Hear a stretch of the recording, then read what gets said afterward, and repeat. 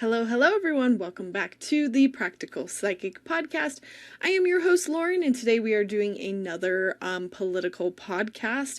And if you are listening anywhere that you get your podcasts, just a reminder that this one is available on YouTube as well as a video version, so you can watch along. Not that it's very visually exciting, but sometimes I like to share pictures or photos, sometimes videos as well. Where I can. So on my bigger political podcast, I try to get a video going. So yeah. And as always, if you are not interested in my political, U.S. predictions, you are always welcome to pass them by. You do not have to watch them. But if you do like them and you do watch them, I would highly encourage you to leave a comment, leave a like. I get more negative reactions to these than any of my other content, which I totally understand.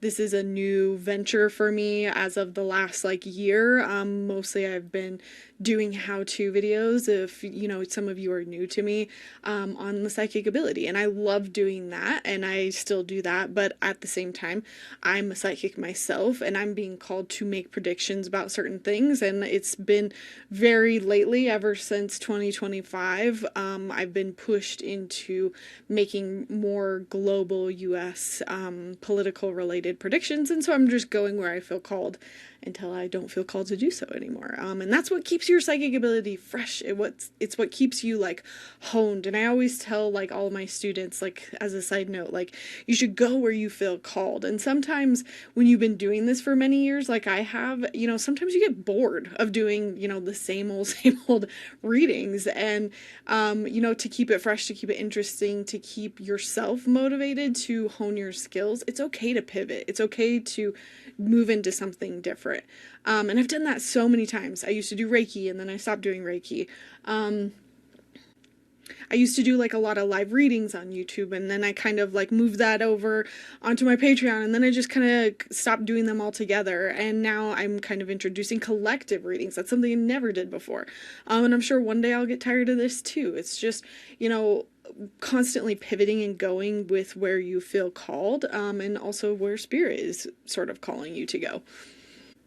If you are new here and this is your first one of my videos that you are watching, that is my more political in nature videos, just a reminder, head down to the description, check out my disclaimer blog. I used to do this at the top of each video, and then I realized, let's just put it in there. This is my disclaimer explaining what psychics do, what psychics don't do, what I can be right on, what I can be wrong on. Very important that if you are listening to me and giving anything I say worth a grain of salt, that you are also understanding how the psychic ability works, how psychic works, how I work personally.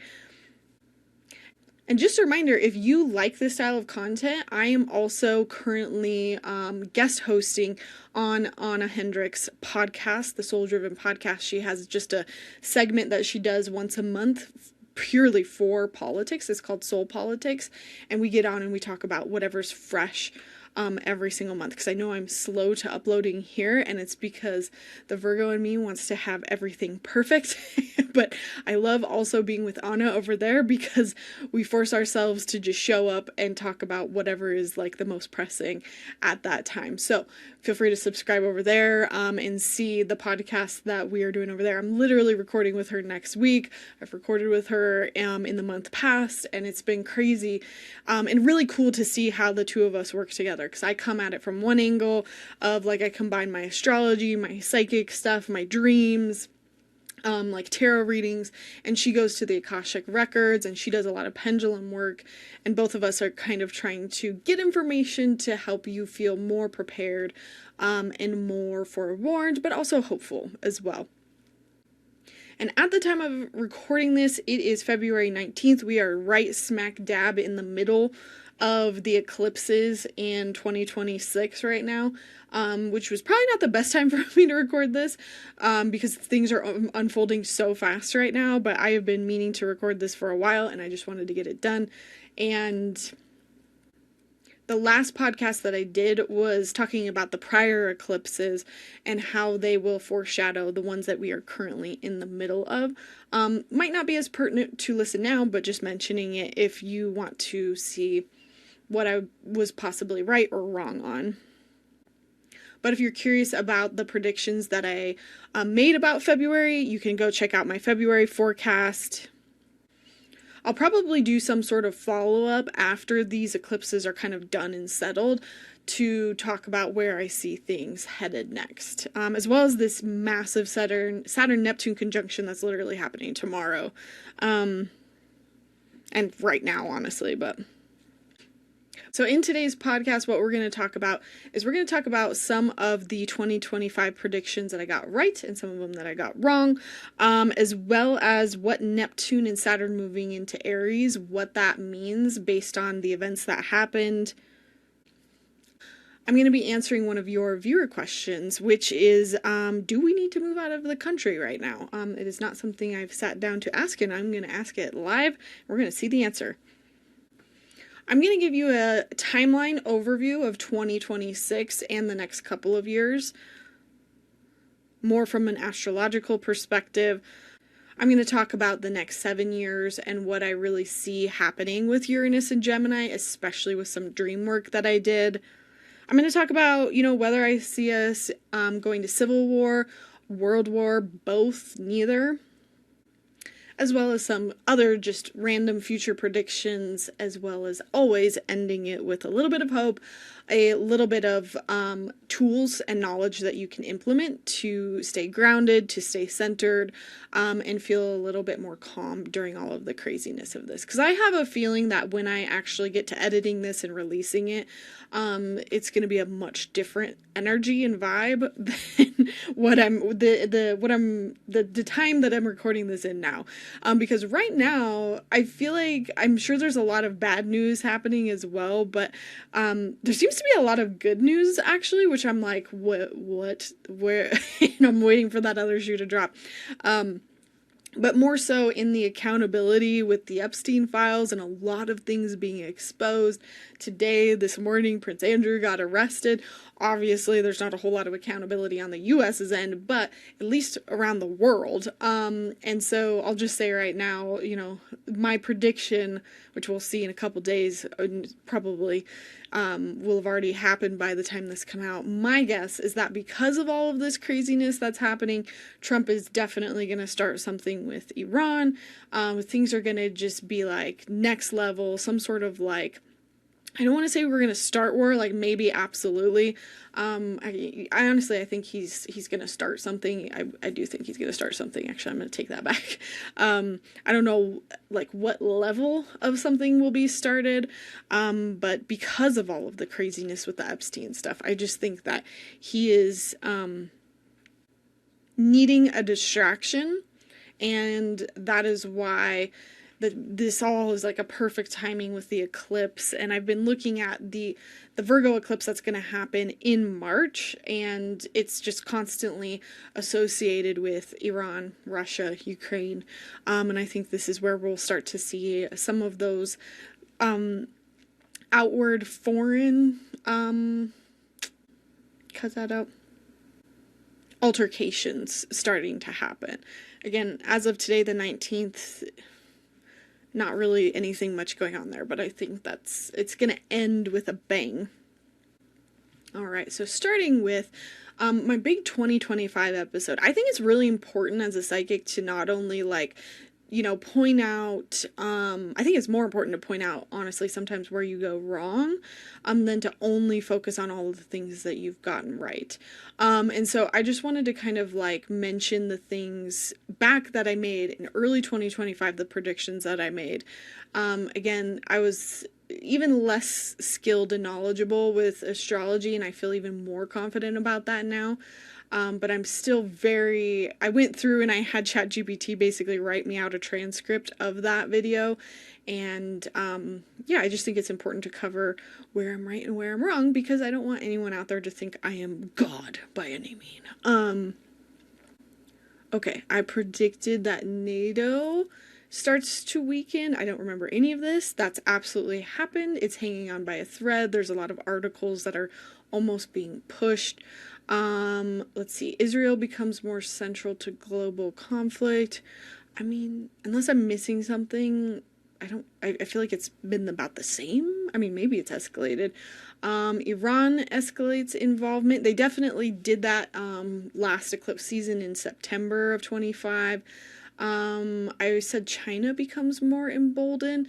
The thing, I talked to my husband about this. I hardly see any news about China, and I think that's because they don't want us to. And so I really don't. China is just not on my radar at all.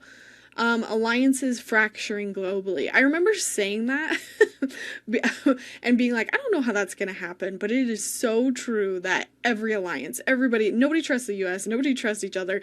Like, even we made Switzerland mad, we made Denmark mad. Like, it's ridiculous.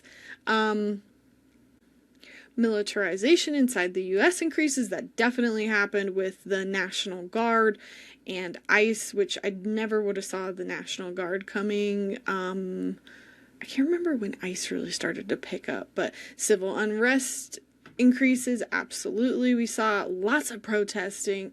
I remember starting 2025 feeling very nervous that people were just going to continue to sit on their hands. But now I feel so confident in the American people that, they are going to not let anything slide. So, point being, there was a lot of protests, a lot of pushback all throughout the year. Executive power expands. That's absolutely true. I even, in one of my last episodes, listed out a website that tracked Trump. I think it's called like the Trump Tracker or something. And all of the executive power overreaches that he's done. Authoritarian behavior becomes obvious and harder to hide. I remember saying that as well and being like, oh, I hope I'm not wrong on this, and people are going to think I'm crazy. But he literally is talking about going for 2028, talking about changing the law so he can run for 2028 voter stuff he's trying to manipulate, which we'll talk about later in this episode. He's talking about how people want an authoritarian. He's consolidating power literally in the government. That's just 100% happen.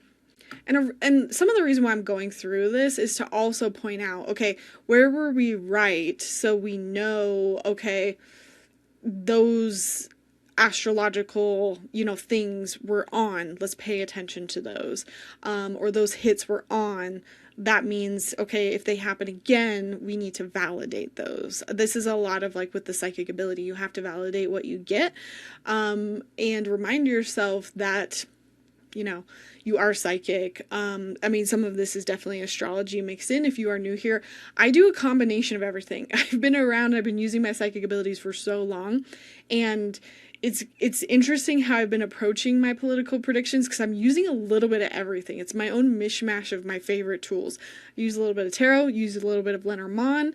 I definitely use a lot of dream work. I'm mixing in astrology, mundane astrology, geodetic astrology, personal charts as well, and then just psychic stuff, which reminds me, I got a hit today that I need to go log in the vault. Let me write that down.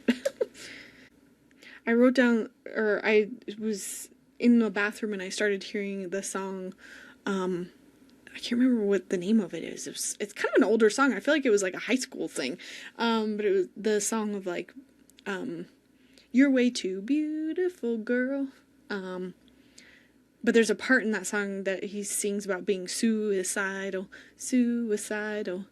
That part was just looping in my mind, and I stopped and I went, okay, did I hear that in the car? No. Did I hear somebody say it? Did I listen to it recently? No.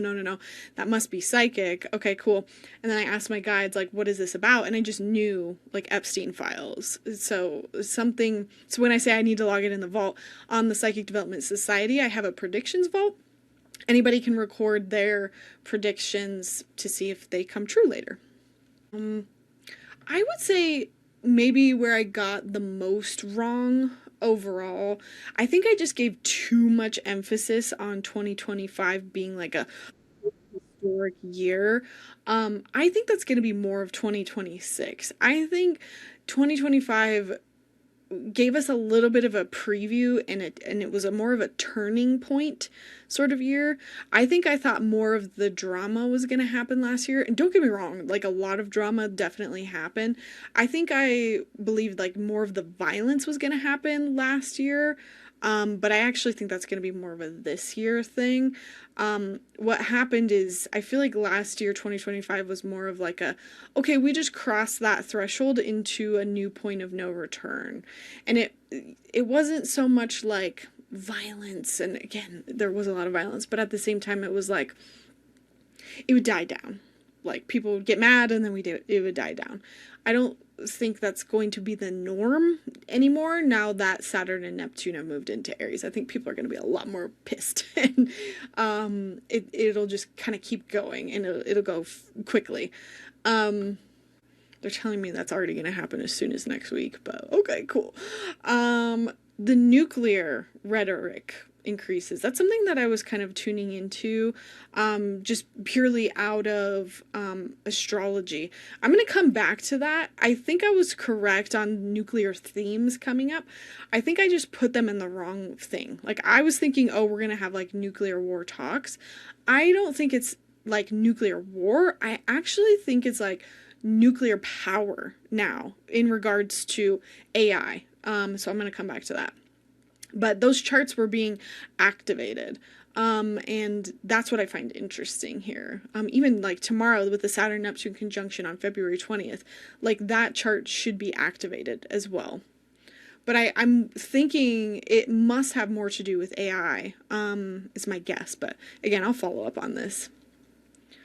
I predicted some more cyber attacks. They definitely happened, but I didn't see them as much as I thought I would. I think they will happen more when Uranus fully moves into Gemini.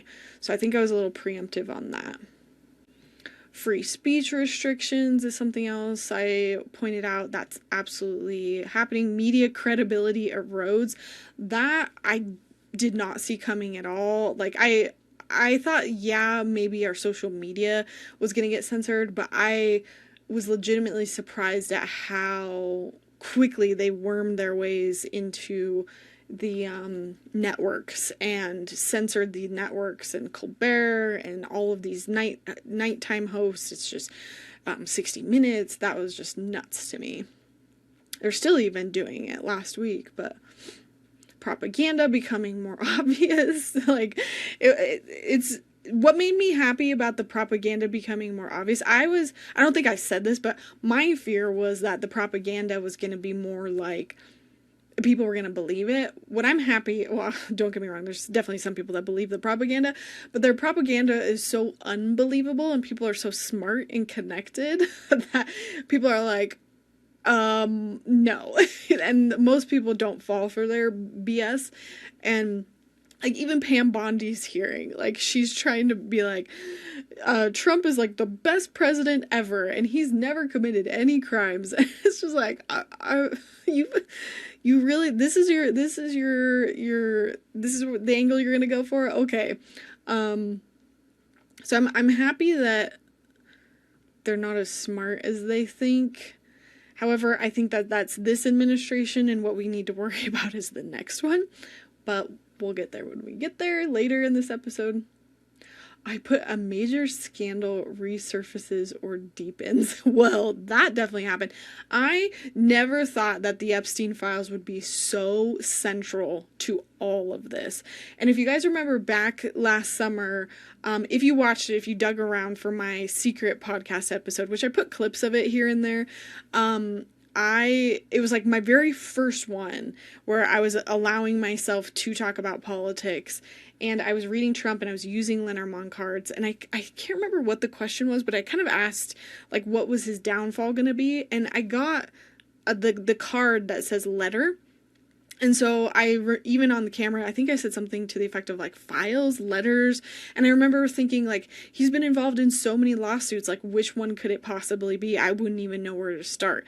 And like, I think it's the Epstein files. And I learned, or I felt more and more drawn to that being the answer as the year went on, and as it kept falling and coinciding with the eclipses, like, this is going to be the thing that absolutely ends him. I mean, at this point, that's just fact because of what's in the files.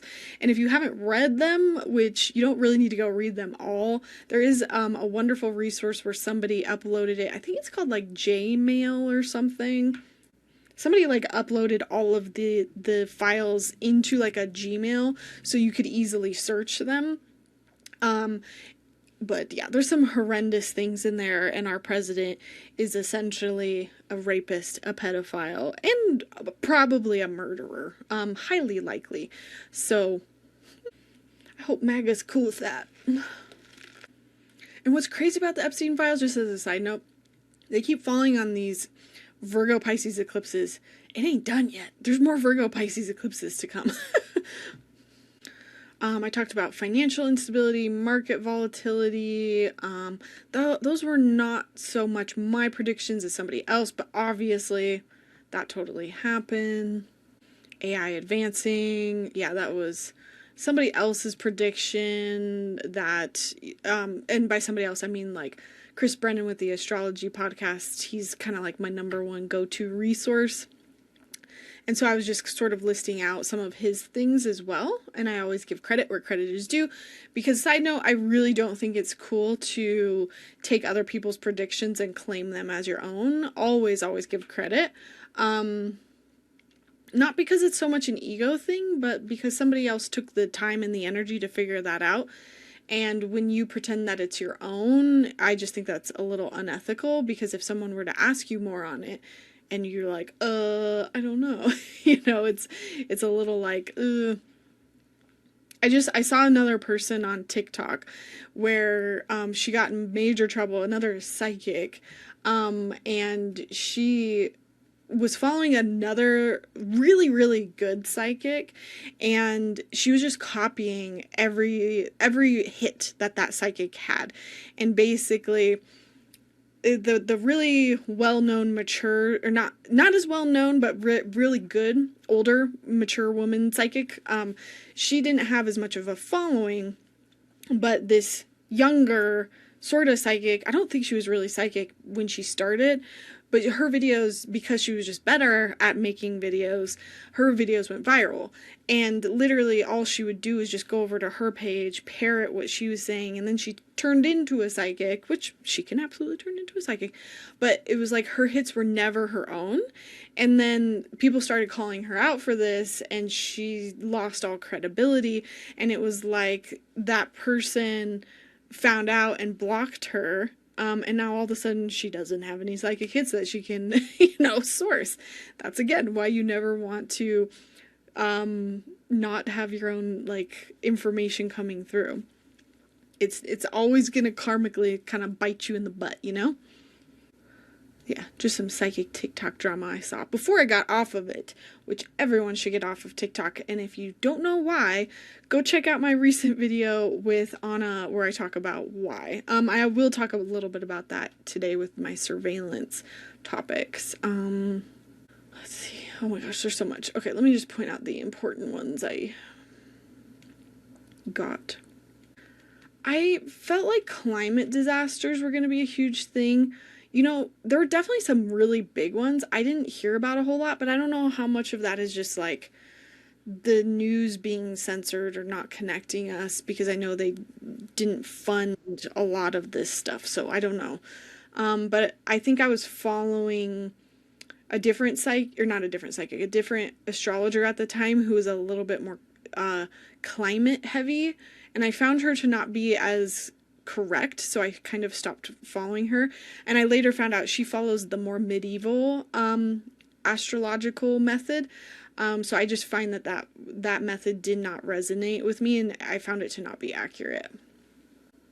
A major tech related shock event. I mean, a lot of people don't know that our social security numbers were infiltrated by Doge last March, and it's been like this ongoing thing. There's definitely a lot of flooding and water-related disasters. I don't remember making any of these predictions, and I can't exactly remember if some of them were astrological or psychic. Millennials begin pushing back in organized ways. I mean, yes. Yeah. I predicted MAGA fracturing internally.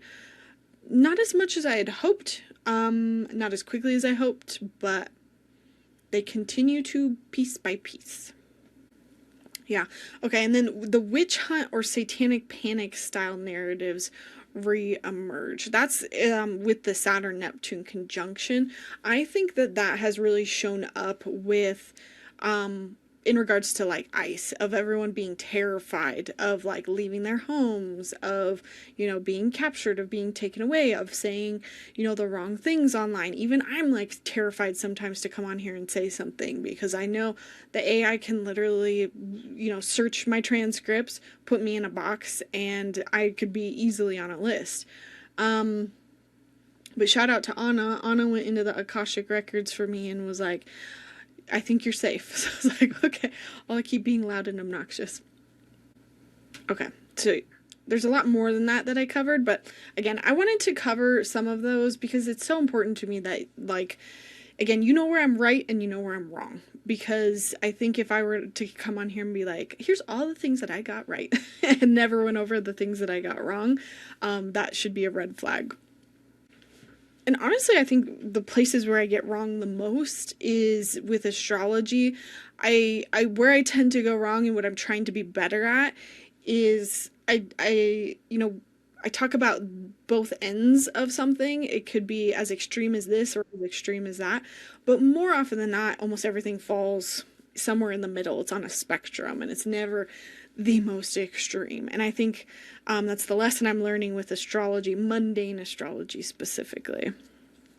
Oh, and then one other thing that was tied to the Saturn-Neptune conjunction was themes of pandemics. And so that was something I was worried about. And I remember telling you guys a couple times last year, like, keep an eye out on, you know, various like things, check the CDC. And at first I was like, oh, maybe I'm just wrong about that, you know, but that is a part of the Saturn Neptune conjunction. And sure enough, we have one of the biggest measles outbreak right now going on since the original measles outbreak in 1989, which was also a Saturn Neptune conjunction. There's also a big listeria outbreak.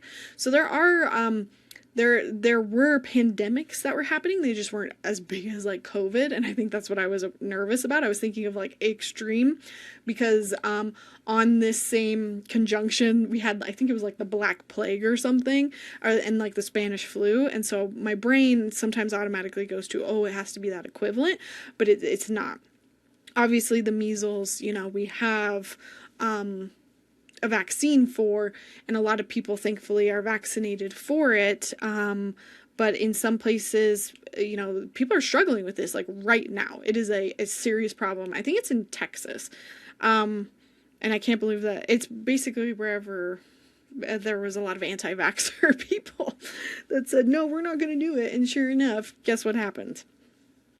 Oh, and then my other major one that I was definitely wrong on, that I was so pissed about, was when Trump was going to pass away.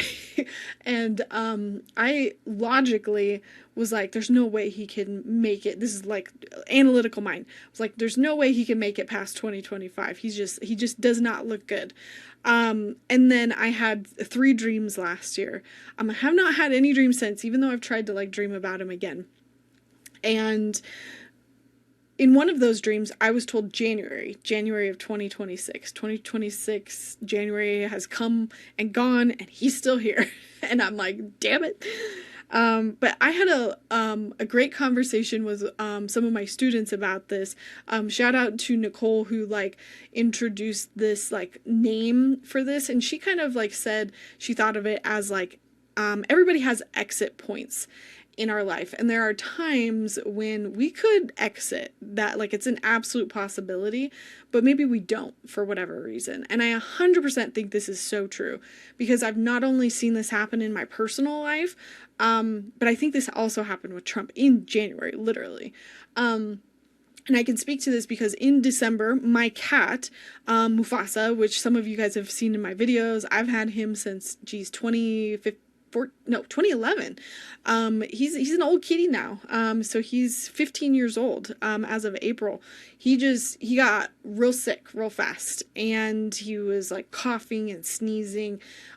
His lungs were just not good, and he was hacking all the time. And I got really nervous, and I took him to the vet, and the vet like basically didn't even have to really check him. He was like, your cat has at minimum pneumonia and likely something worse. And he was like, I'll just give you antibiotics for the pneumonia, and, maybe it'll work, but likely not. And we gave him antibiotics for 2 straight weeks, and we were seeing no improvement. And it was literally the weekend that we were like, all right, this is not getting better. We're almost at the end of the medication. We were getting ready to put him down and move into that process. And he started getting better. He started magically getting better. And everything went away. Like, his cough went away, and he was like, all of his energy was back. He was hopping up on our arm again and doing all of the things that he hadn't done in a while. And he was totally himself again. And so I thought about this moment, and I was like, yeah, I feel like Mufasa had an exit point. He could have gone. He could have not gotten better from that medication, but he did. And I don't fully believe that it was just pneumonia, because I'm seeing it come back a little bit now in February. I do think he's got something more wrong with him, but, that medication was enough, and I think that he kind of chose to stick around. Because I also had some of my students read into it for practice, which thank you all for doing that, and a lot of them said that they didn't think he was ready yet. And at the time I was like, he's dying, I don't know about this. But he wasn't, and he didn't go. And so point being, even in January, I wrote down a lot of things. There was a lot of news about Trump's health. Like, his hand came back up into the picture, like literally pictures. There was like somebody calling out his mental health again. He was talking a lot about like a scan that he got, or like, I can't remember what it was, like an appointment that he had or didn't have, and it was all really confusing. And it was just a lot in the news. There was nothing that came out of it. We never heard about anything. But it was just, there was a lot of talk about his health again. And so I wonder if, energetically that could have been an exit point, but he didn't. And so after January, I went to Spirit and I said, why did I get that wrong? Like, why didn't it happen? And I heard like a woman's voice, and she said, I'm not done with him yet. And I was like, okay. Who is this? Who am I talking to? And at first I thought it was like somebody living, like maybe his wife or somebody on his team. And then it was like, no, I'm like Spirit. And I was like, who am I talking to? And then I heard Lady Justice, and I was like, oh, I've talked to her one other time, and it came up, I think, for this podcast, and I can't remember what I was talking about, but I've never really talked to her before, but I've heard her literally say her name, Lady Justice. And I couldn't really remember, again, what I had talked to her about before. Kind of forgot about it totally. But she just said, like, I'm not done with him yet. Like, he needs to kind of do more things so that she can, like, really make him pay, was kind of like the energy that I got. It was kind of cool. But he needed to do a little bit more to fully, before she was like ready to like take him or something equivalent. And I think this is, again, just like symbolically, I don't think she's coming for him. I think it's like justice symbolically. I mean, maybe she's coming for him. But I looked up Lady Justice because I couldn't remember who she was. And she was actually the Greek goddess. The Greek goddess... Oh, there's a Lady Justice Brewing Company, too. And it's so crazy. She's an allegorical personification of the moral force and judicial system. She holds the scales. She is the Greek goddess Themis. Themis. And I was like, wow. So literally, I tend to work a lot with the Greek gods and goddesses. I just naturally feel drawn to them. But yeah, she's not done with them yet. So I'm not going to be trying to predict his death unless I feel very strongly about it. There were some people that felt like this eclipse was important for him. I do know that the next eclipse in Leo when we're all going to be in Ireland on August 12th is not good at all for his for him. But again, my logical mind gets in the way and I'm like, how can he possibly make it that long? But, and again, just a reminder, when he passes, this is not over. It kind of gets worse for a little bit. And so definitely celebrate, have your tacos, have your wine, your beer, like whatever you want to do, take a weekend to celebrate. We all need that. But just know that, we need to kind of be prepared for things getting hairy after that. All right, let me go into Neptune and Saturn. So Neptune and Saturn finally moved into their next sign where they're going to be. Neptune will be there for, I think, the next 11, 14, I'm brain farting the year, ish years. And Saturn will be in Aries for 2.5 years. They're both in Aries. Now we have 3 of our 4 major outer planets in a new sign. We have, let's see, just Uranus left. Once Uranus moves into Gemini this April, then we finally have all those outer, slower moving planets in new signs. And it's just going to feel like a totally different world, totally different era. Pluto being the first, Neptune moved in January, Saturn just moved literally a week ago in February. So if you want to know, I'm not going to reiterate the themes of those. You can go back and watch my January forecast or my February forecast of what that means for you personally, also what it means globally. But I just wanted to point out what happened in the news. So when Neptune moved on January 26th, you can also go back and look at your own life at this time to kind of tell you what Neptune is doing in Aries for you. This has me worried because Trump discouraged the Second Amendment, which is, the right to bear arms. He said because Alex Preddy had basically just been murdered and at the same time, a bunch of liberals, a bunch of blue people had basically said, I'm going to start picking up guns. And there was a lot of news that week that was just like, I'm nervous, I'm going to go buy a gun. And it was kind of like, oh, liberals buying guns, that's not what they do. And even though I think that's, a silly stereotype.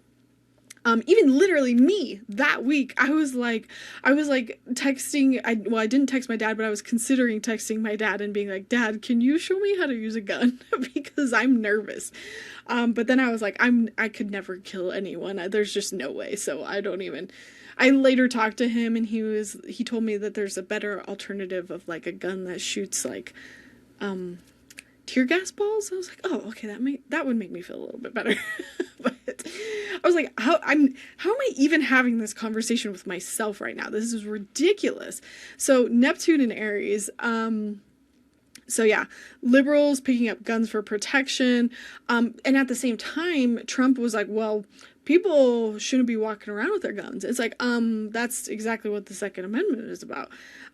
Whether or not you believe the Second Amendment should exist or not, that is technically the rule of the law. And now he's saying no. And so he lost a lot of supporters that day, because of those statements. But again, this is representative of the whole. We're going to probably see some serious, issues and pushback around that with Neptune moving into Aries. Or it might just be that, the opposite side. I'm like, is it going to be that the liberals are the ones with guns now? And, who knows where it's going to go. But I just remember around that time watching a video of this white guy who's kind of, he looks so sweet and so precious. And he was like smiling and talking to the camera about like how he picked up an AR-15 and how he was going to the gun range and like how he didn't want to be doing this, but he needed to be safe. But it was like the way that he was responding to comments, he was just being so like, he was kind of like giddy about it. And I felt like that interview encompasses a lot of the energy that we're about to step into. And I'm just getting chills right now, which I feel like is exactly, I'm correct about this, which is Like, back when, I can't remember if it was the Civil War or the Revolutionary War, basically a lot of these wars, when people went into them, there was this energy of like, oh, this is going to be cute and fun. Like, literally people, I've said this before, but like literally people would like picnic. The women would picnic and like sit out on like sit off to like very far away, and they would bring their picnic and they would watch the men go to war. And it was kind of like, oh, fun, oh, cute. Not really cute, but it was like, this isn't as bad or dramatic. This is kind of like a spectator thing. But it very quickly got very bad, and it no longer became like oh, let's go out and picnic and watch the war happen, obviously. And I'll talk about this a little bit more with Uranus moving into Gemini, and I have talked about this a little bit of, the technology, that the speed in which it progresses during a Uranus and Gemini transit is so fast that I think people are really going to get caught off guard. And so when I saw this guy being interviewed and he's talking about, oh, I picked up my air, and he's like being so innocent about it, I was like, it's that naivete about what is coming. And that's what I'm concerned about, is that I think both sides are going to be picking up guns to protect themselves because they think it's like not a big deal. But that's what I'm afraid of, is what we're not afraid of, what we're not paying attention to. But I'm not necessarily saying the answer is to not do that. I think everyone needs to figure out what protection looks like to them. That could be leaving, that could be, getting a gun or whatever it looks like. Or not, maybe it's doing something else entirely. But I just think it's that naivete that's going to be kind of like the stamp of Neptune and Aries. I mean, that's Neptune. Neptune is disillusionment. It's like, this will be no big deal, Okay, moving on. Greg Bovino got demoted that day for all of his BS happening in Minnesota. Oh, and the Georgia polls were raided. Ugh. This is just making me realize. Damn it. That basically means that this is going to be a long time. Hang on. Neptune doesn't leave Aries until 2039. I hope it's not that long. Because if they're talking about raiding polls, they raided the polls in Georgia, sorry. And if they did that, then, because again, the day that a planet ingresses into a new sign, it's kind of like representative of the transit as a whole. So if we're talking about voting interference happening until 2039, that concerns me. I didn't think it would happen that long. I hope I am incorrect about that. Something else that happened that day, because I love my husband, he knows that I'm keeping track of big major events, and I'll tell him ahead of time, like, oh, this planet's doing this tomorrow. He told me on that day as well that Xi Jinping imprisoned a bunch of his top, this is a Chinese head dude, what is it called, president? It's a president. He imprisoned a bunch of his top military generals. And I think it was to do, like, at the time we didn't know, but a week later there was, like, whispers of they were trying to overthrow him. They were trying to, like, have a coup to take him out because he was going to do something bad. Was it take out Taiwan? I'll double check and I'll make sure that that's correct or not. I'll double check that, and I'll put it in a text, because if that's the case, that's concerning, because that implies that he's going to possibly do that.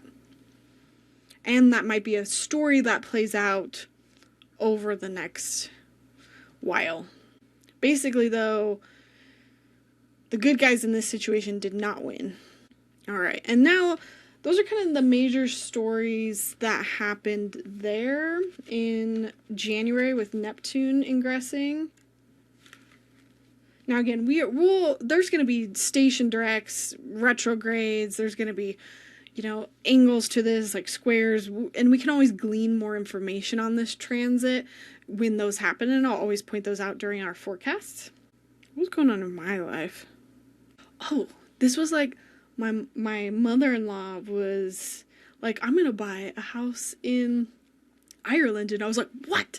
And this is in my 8th house of shared resources, other people's money, Neptune dreams. I was like, are you gonna buy a house in Ireland, the place that I want to live? Oh my god.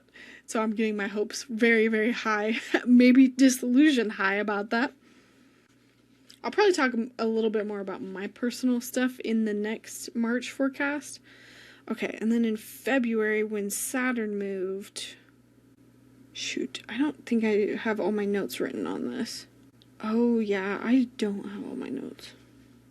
I only have my personal notes on this. So apologies. I thought I had those written in my notebook, but they're still not recorded. They're saved in my phone. I always save the news events, then I transfer them. So I'll have to, maybe I'll cover that. It probably would make most sense to do it in March, so I'm writing myself a note to do that. So next, let's get to one of my viewer questions. Again, feel free at any time, drop it in the comments. I think you can even leave comments on Spotify now. Let me know what questions you have. And this one was from one of you, and you asked, do we need to move out of the country now? I did not want to read into this ahead of time and get my bias in the way. This has been a question I've been trying to ask, honestly, for months and months and months for myself. So I want to just read it live right here, because if I'm reading it for somebody else, I tend to be a little less biased. Nothing will come of this situation. And that's, nothing will come of it if we move. So there's almost this sense of like, it will not be solved, or this is not a good time, because the void of course moon often talks about like you're in between things right now, and it's not like the best time to make a decision. Things are going to happen quickly. There's quick deception happening. Oh, I think I understand. Interesting. So we have the whip, which usually is about like arguments, conflict. Mice, like resources dwindling, disease. I kind of read it almost as like deception sometimes too, even though that's not technically the right way. And then the sun, which is success. So again, you have to read Lenormand in order. An argument is falling apart, which leads to success. The argument to leave is falling apart. The argument to leave is dwindling. The argument to leave, is deficient. It's not working. And so there's nothing that will come of it, and the success comes from staying and from realizing that the conflict, the question that we're asking ourselves, is not quite going to solve it. So then I'm surprised by that. It's almost like the question to leave, it's not like even leaving will not solve the problem. Why will it not solve the problem, Spirit? Why will it not solve the problem? It's because we need to have courage. What makes you invincible? What makes you unstoppable? What makes you indomitable? How can you conquer your fears? What do you need to do to cultivate courage? What is the act of bravery needed right now? Ugh. Gave me chills. It's almost like the question is wrong. The question is not, should we move? The question is, how do I find courage? Hell yes. How do I find courage? Now, don't get me wrong. This could have been really geared towards the person that was asking this question. Some people are in different circumstances. I do think that white people have more of a privileged situation and can and should fight back. I think that people of color are in a much different situation, and you should take this with a grain of salt. Let me ask that. Does this apply to people of color as well? And the only reason why I'm isolating people of color is because ICE is doing that. I pulled joy, peace, and fun. And then I pulled worldview. That, like, even your viewpoint should be one of joy, peace, and fun. How do I find peace? How do I find fun? How do I find joy in this moment? I am going to talk about that actually at the end. So I feel like what they're alluding to is some of the things that I'm going to say at the end of this podcast.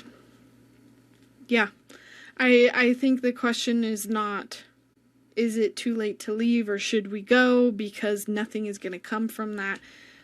It needs to be, how do we find courage? What else? Is there anything else we need to know about this? We need to support each other. We need to find support, to help, to aid, to assist, to encourage, to hold space. Wow. Love, love, love. I just ask, like, what the reason is to move. Like, if people should move, what should that reason be? And I feel like they're not even answering the question. This says, believe in the impossible. Like, and I'm getting this, like, vision of, like, what if things could turn around pretty fast? And, I'm really getting that a lot this week. Like, one of the things that I've learned with this eclipse is that eclipses speed things up. And I've heard that before, but I never really saw it until this eclipse. And I'm like, holy crap, they do speed things up. Like, it's making the storyline of certain things progress really quickly. And I kind of get that sense of, like, the more people stay, the more people that have courage and push back, the quicker this will get cleaned up. So the next thing I want to do is I want to go into kind of like my updated timeline of 2026 and beyond. A lot of this comes from the prior episode when I said I would do this and I didn't leave time to do that. I'm going to get a lot better at doing this. So I know from those of you who have been watching since my very first episode, I've been a little all over the board and trying to figure out my way of communicating my hits. It's been a little messy, so I appreciate you all being patient with me. Sometimes I've just been throwing out hits and not really explaining them, or, I don't leave time and, or I overcommit. There's just been so many things. So I'm trying to get a little bit more streamlined with my process here. I have a feeling that when Uranus fully moves into Gemini, there's going to be something that hopefully helps me get a little bit better with this. But, because basically I walked through my dreams in the last podcast, but I just kind of told you guys about them and I didn't really imply what they meant. I was going to take time to do that, but I don't think I want to, just because that feels very minutiae. But just know you can go re-listen or re-look at all of my dreams and my actual interpretations of what they mean in the predictions vault. And I did do a second round of dream work of like a whole nother 10 nights of dreaming. And I picked up on more alliances. I picked up on JD Vance. I picked up on MAGA. And I listed all of those out over there. And I did want to mention that in the podcast, I've alluded to one dream that I've had several times, where I kind of picked up on like a terrorist attack equivalent, and it was set in an airport. And I've since, I kept saying, oh, this is maybe something to do within the transportation industry, because it kept being centered around airplanes and airplanes kept showing up. But I actually had a dream for myself later, and I realized that I was interpreting that wrong, and airplanes don't actually mean transportation. I mean, yes, they do, but I actually think they mean communication for me, because when I was decoding that separate dream, which I asked like, what is my sole purpose here, and it was an amazing dream to have, by the way. I highly encourage everyone to do some dream work and ask that question. But I asked, and I was like, okay, airplanes, air. And then when I think of air, I think of the air sign, and I think of communication. I think of talking. I think of things traveling through the air, like Wi-Fi communication. And so I went back and I re-looked at that dream, and I was like, oh, maybe this is not a attack that happens through transportation, like a car crash or, a airplane crash, even though I do think that those are actually happening a little bit more than I would like them to happen. Those are not on people's radars, but they are definitely on mine. There was like a group of lawyers where they were on a private jet and their plane crashed. They were anti-ICE lawyers. This happened like a couple weeks ago, and lawmakers, there's a lawmaker in Colorado who her car, she got into a bad car crash on I-25 and died, and it's just like kind of fishy stuff, things I can't prove obviously, but it's happening a little too often. Anyways, that's a tangent. But yeah, I just wanted to point out that airplanes, and because I've talked about that, I actually think that that symbolism is about communication and cyber attacks. And that's something I'd like to cover in my next episode. Is I'm going to be talking a little bit about July and the two major things that I'm seeing coming for July, which are both astrological. One being the Mars-Uranus conjunction, which is very, very volatile, and I'm very nervous about that. And then the other one is amazing, and it's called the basket, and it has to do with the kite that I've talked about. It's like a almost the same as that kite formation, but a little bit different. There's a little bit of a variation on it, and that's why I was tracking the kite formation, and I finally found a couple other astrologers talking about it, and I do think that in July there is going to be this like class revolt, socialist revolt of like, we're done with this. We are not having any more of this wage gap anymore, any more of this class gap anymore. There needs to be more or less of a gap between the rich and the poor. So I'll talk about that next in the next one, but there's too much to fit into this one today. And actually, just as a side note on that, today or tomorrow with the 20th, which should have already happened by the time this comes out, there is something that is going to allude to that in July with the basket, because that Saturn Neptune conjunction is part of that in July, and the Saturn Neptune conjunction is happening on the 20th. And there's something happening with millennials here. There's something happening with a generational turning point of millennials. Like, again, it's not happening overnight. Like, I'm not saying tomorrow everything gets better or July everything gets better, but the seeds of something are started to where that generational gap, wealth gap, is closed. And it might take a couple years, but there's something that happens. And it could even be just like something related to AI. I don't know. I'm going to keep my eye out for it. And that's something I also forgot to mention. I know I keep going on about this kite, but I dreamt about that kite last time when it happened in August. And I dreamt about some sort of secret alliance dealing with that. And I never saw anything with it. And it makes sense because it's secret, but I'm curious if maybe we'll know. I mean, hell, maybe the secret alliance could have just freaking been the whole Epstein stuff, but who knows. What's interesting, now that I'm realizing that dream also had Malfoy and Hermione in it, and I think of Malfoy and I think of how he's been like the staple of the Lunar New Year, which makes me think of the timing of the Lunar New Year, and maybe it does have something to do with the Epstein files, or that being uncovered. But yeah, I won't reiterate my February predictions because they would have already finished. But let's talk about the rest of the year. April, Uranus moves into Gemini. I'll come back to the overarching themes of that, but that's tech, that's surveillance, a lot of communication, information, chaos, media warfare. It's that same that same transit that has literally coincided with the Revolutionary War, World War One, World War II, and the Civil War. But it's not just World War II, it's World War II when the US joined, and the Cold War, actually.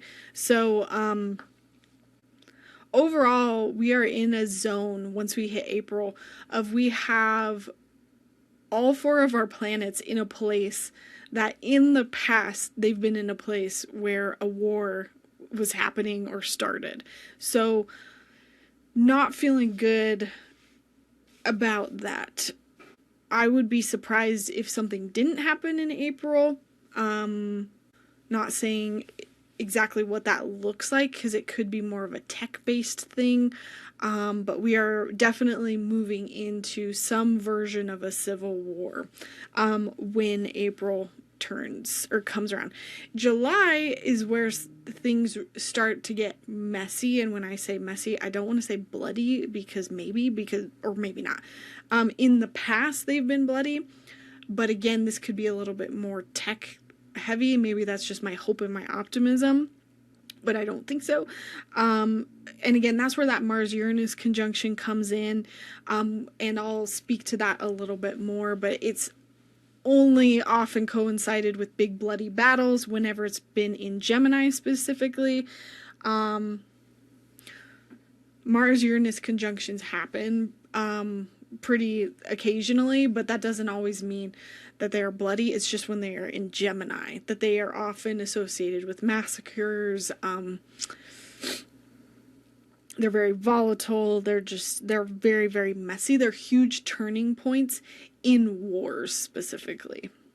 July, and that happens on our solar return as the US. Like on our birthday, July 4th, this thing happens, which has me nervous because that seems very planned. And I'll just say right now, there's something going on there that feels like, I don't know if it's the WWE thing that they're planning on the White House lawn. They're also closing down the Kennedy Center on July 4th, which I'm purely intuitive. I have no evidence. These things feel connected, and I don't know how or why, but I'm nervous about all of these. And again, I'm wondering, I still feel like my prediction of that kind of like terrorist attack still has not passed. And I wonder if it could be July. But unfortunately, because that conjunction happens on our birthday, that energy gets baked into the country's chart as a whole. And really, July of 2026, July of 27, and July of 28, every single birthday that the US has, there's an awful alignment that gets baked into the birthday of the US. So really, on our birthday, starting 2026 through it'll be the end of 28, so technically 29. These are going to be the most volatile years of the US, astrologically. So, where's my notes? Yeah. And just to give you a preview of that now, if you want to write it down, on July 4th, 2027, our Uranus return as a country goes exact. And then in April and May of 2028, our Uranus goes exact again. June and July 2028, we have a Mars-Uranus-Mercury conjunction, and then there's also another Mars-Uranus conjunction on our solar return again in 2028. And January of 27, sorry, I skipped this one. This one's technically first. We have another Mars-Uranus conjunction, which is that same volatile one, right at the start of our new year on 27. So there's going to be 4 of those conjunctions. Again, I'll go over this next episode. I was like, I'm going to leave that for next episode, and here I am going through all of them. There's going to be 4 of them. One happens this July, one happens next January, and then the other one happens 2028. And then I don't think I wrote down the 4th one. Okay. So that's what I've got astrologically. Again, I'm going to keep you guys updated in between each month and let you know kind of what I see coming as I see it coming. Just letting you know of the big major ones right now. I did cover quite a bit of this in my year ahead forecast, but I would say only go back and watch that if you're like super interested and want to know everything. Where do I want to go next? I think I want to go into let's go to Uranus and Gemini, because this is something I want to spend a little bit of time on, because this is already happening in only like 2 months.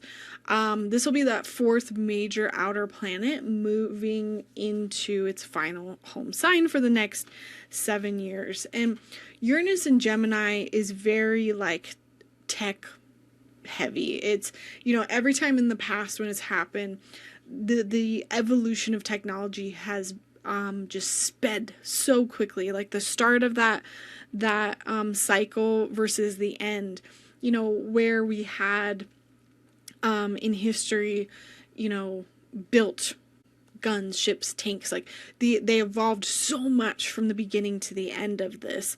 And so when we come out of this Uranus and Gemini transit, we are going to have technology, weaponry. It's not just technology, it's weapons too, that we can't even fathom right now. It moves so quickly, and that usually also comes about because of war. Let me fix my lighting. That only made it a bit better. I have so much right here for this. And this is a video I plan on making really soon of like pattern recognition versus psychic ability. And so a lot of what I'm going to cover here is like I am recognizing patterns, but it's also a little bit psychic, and it's a blend of a bit of everything, where I'm using my logical mind, but I'm also using my psychic mind, and I'm seeing these things come together, and I'm seeing what Uranus and Gemini is going to look like. And so, yeah, so I'm just going to throw these out at random. So I feel like, starting with TikTok, like I covered this in the last podcast I did with Anna on the Soul Driven podcast. We talked about all the details of like why TikTok is so sketch now, basically because Larry Ellison bought it. Larry Ellison also he owns Paramount. He just maybe tried to buy another major media conglomerate. I don't think it went through. If he did, he would have owned just a massive percentage of the media, which should scare us all, because he's basically going to use it for propaganda. And I don't doubt he's going to go there. But with TikTok, they're using TikTok. This isn't like on paper anywhere, but they partner with Palantir. Palantir, who uses AI to track people online, and basically, it was originally used as, a government way to, find bad guys in another country in order to kill them. But now it's being used against our own people. ICE is using Palantir's technology to find people where they're working, where they're not working, so that they can go track them down and find them and arrest them and take them to these basically concentration camps. And at the same time, Kristi Noem with ICE they've created basically a new program over here within the government to basically fund a lot of drone technology, and use drones for, oh my gosh, my color correction is going crazy, sorry. I have too many different sources of light in here. But yeah, I don't think this is on very many people's radar, because they're funding, drone technology, which most of us are like, okay, whatever. There's a lot of other bigger, important things going on. And we're thinking, okay, maybe they'll use it in war. My fear is that they will use this with ICE, and against its own people, and use them as weapons. And I kind of talked about this in that podcast with Anna.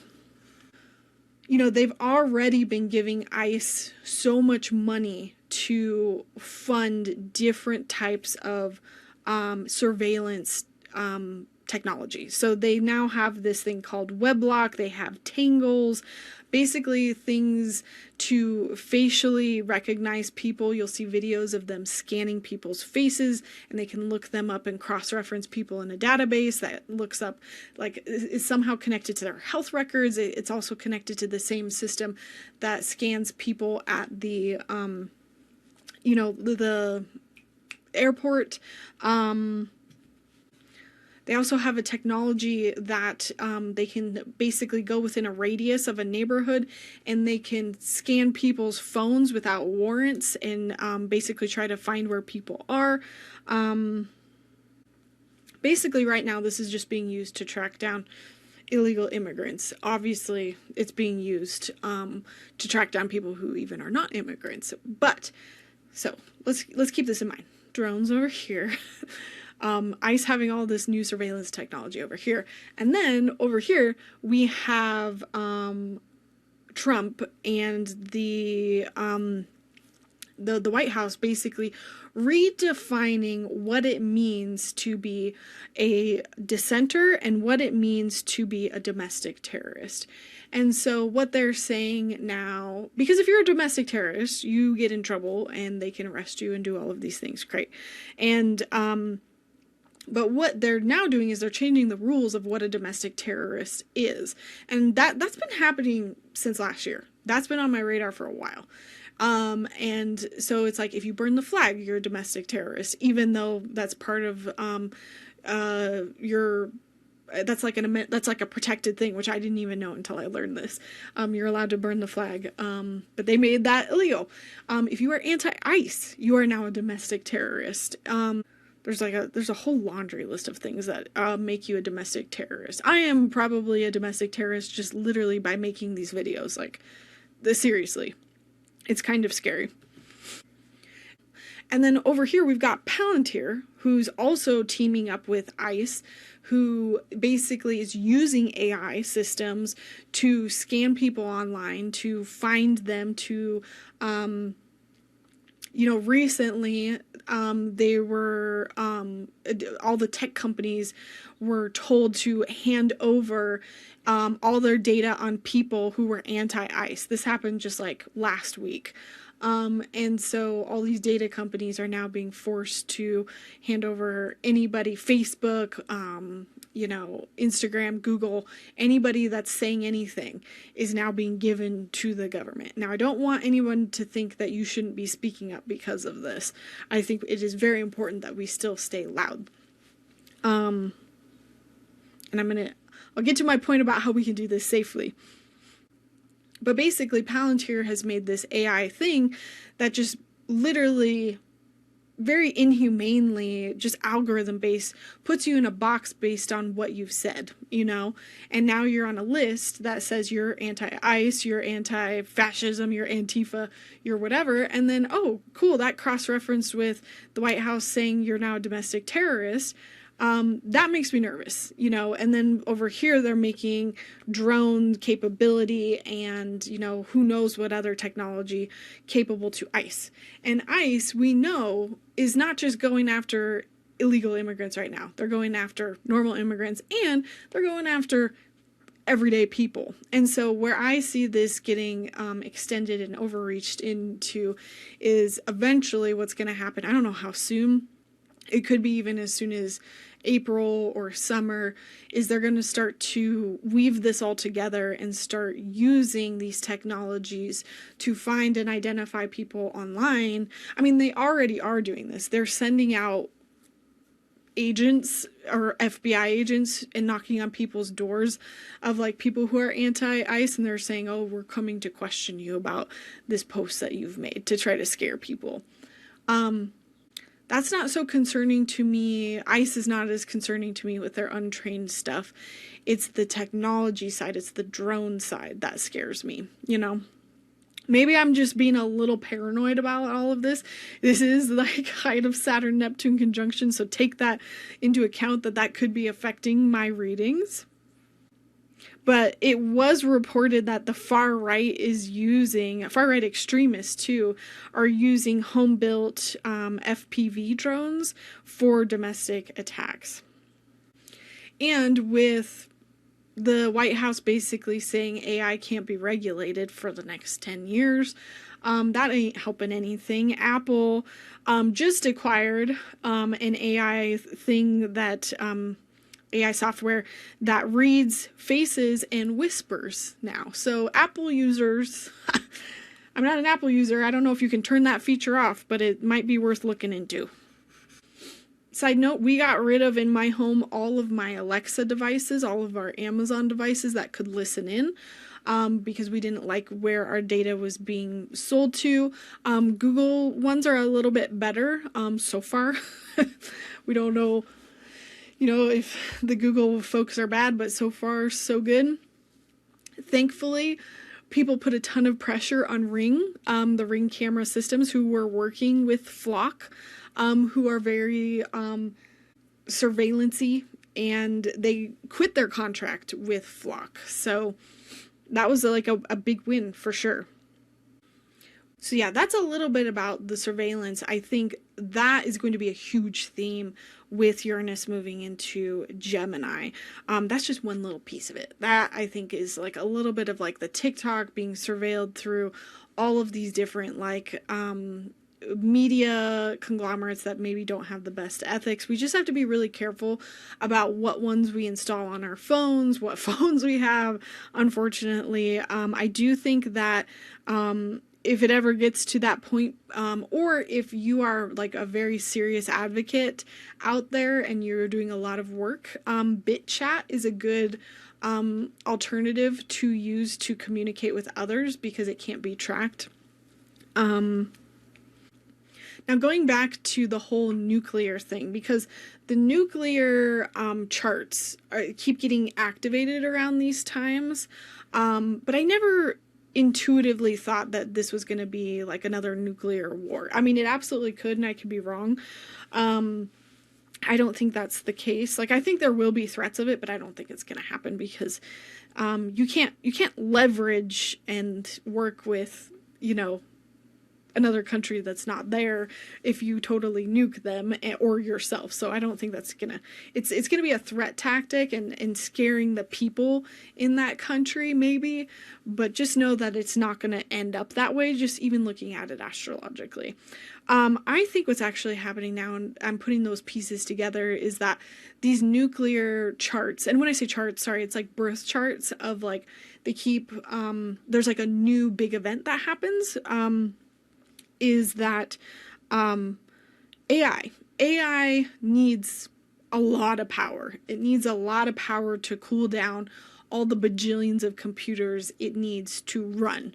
And right now it's using a lot of water to cool down its computers.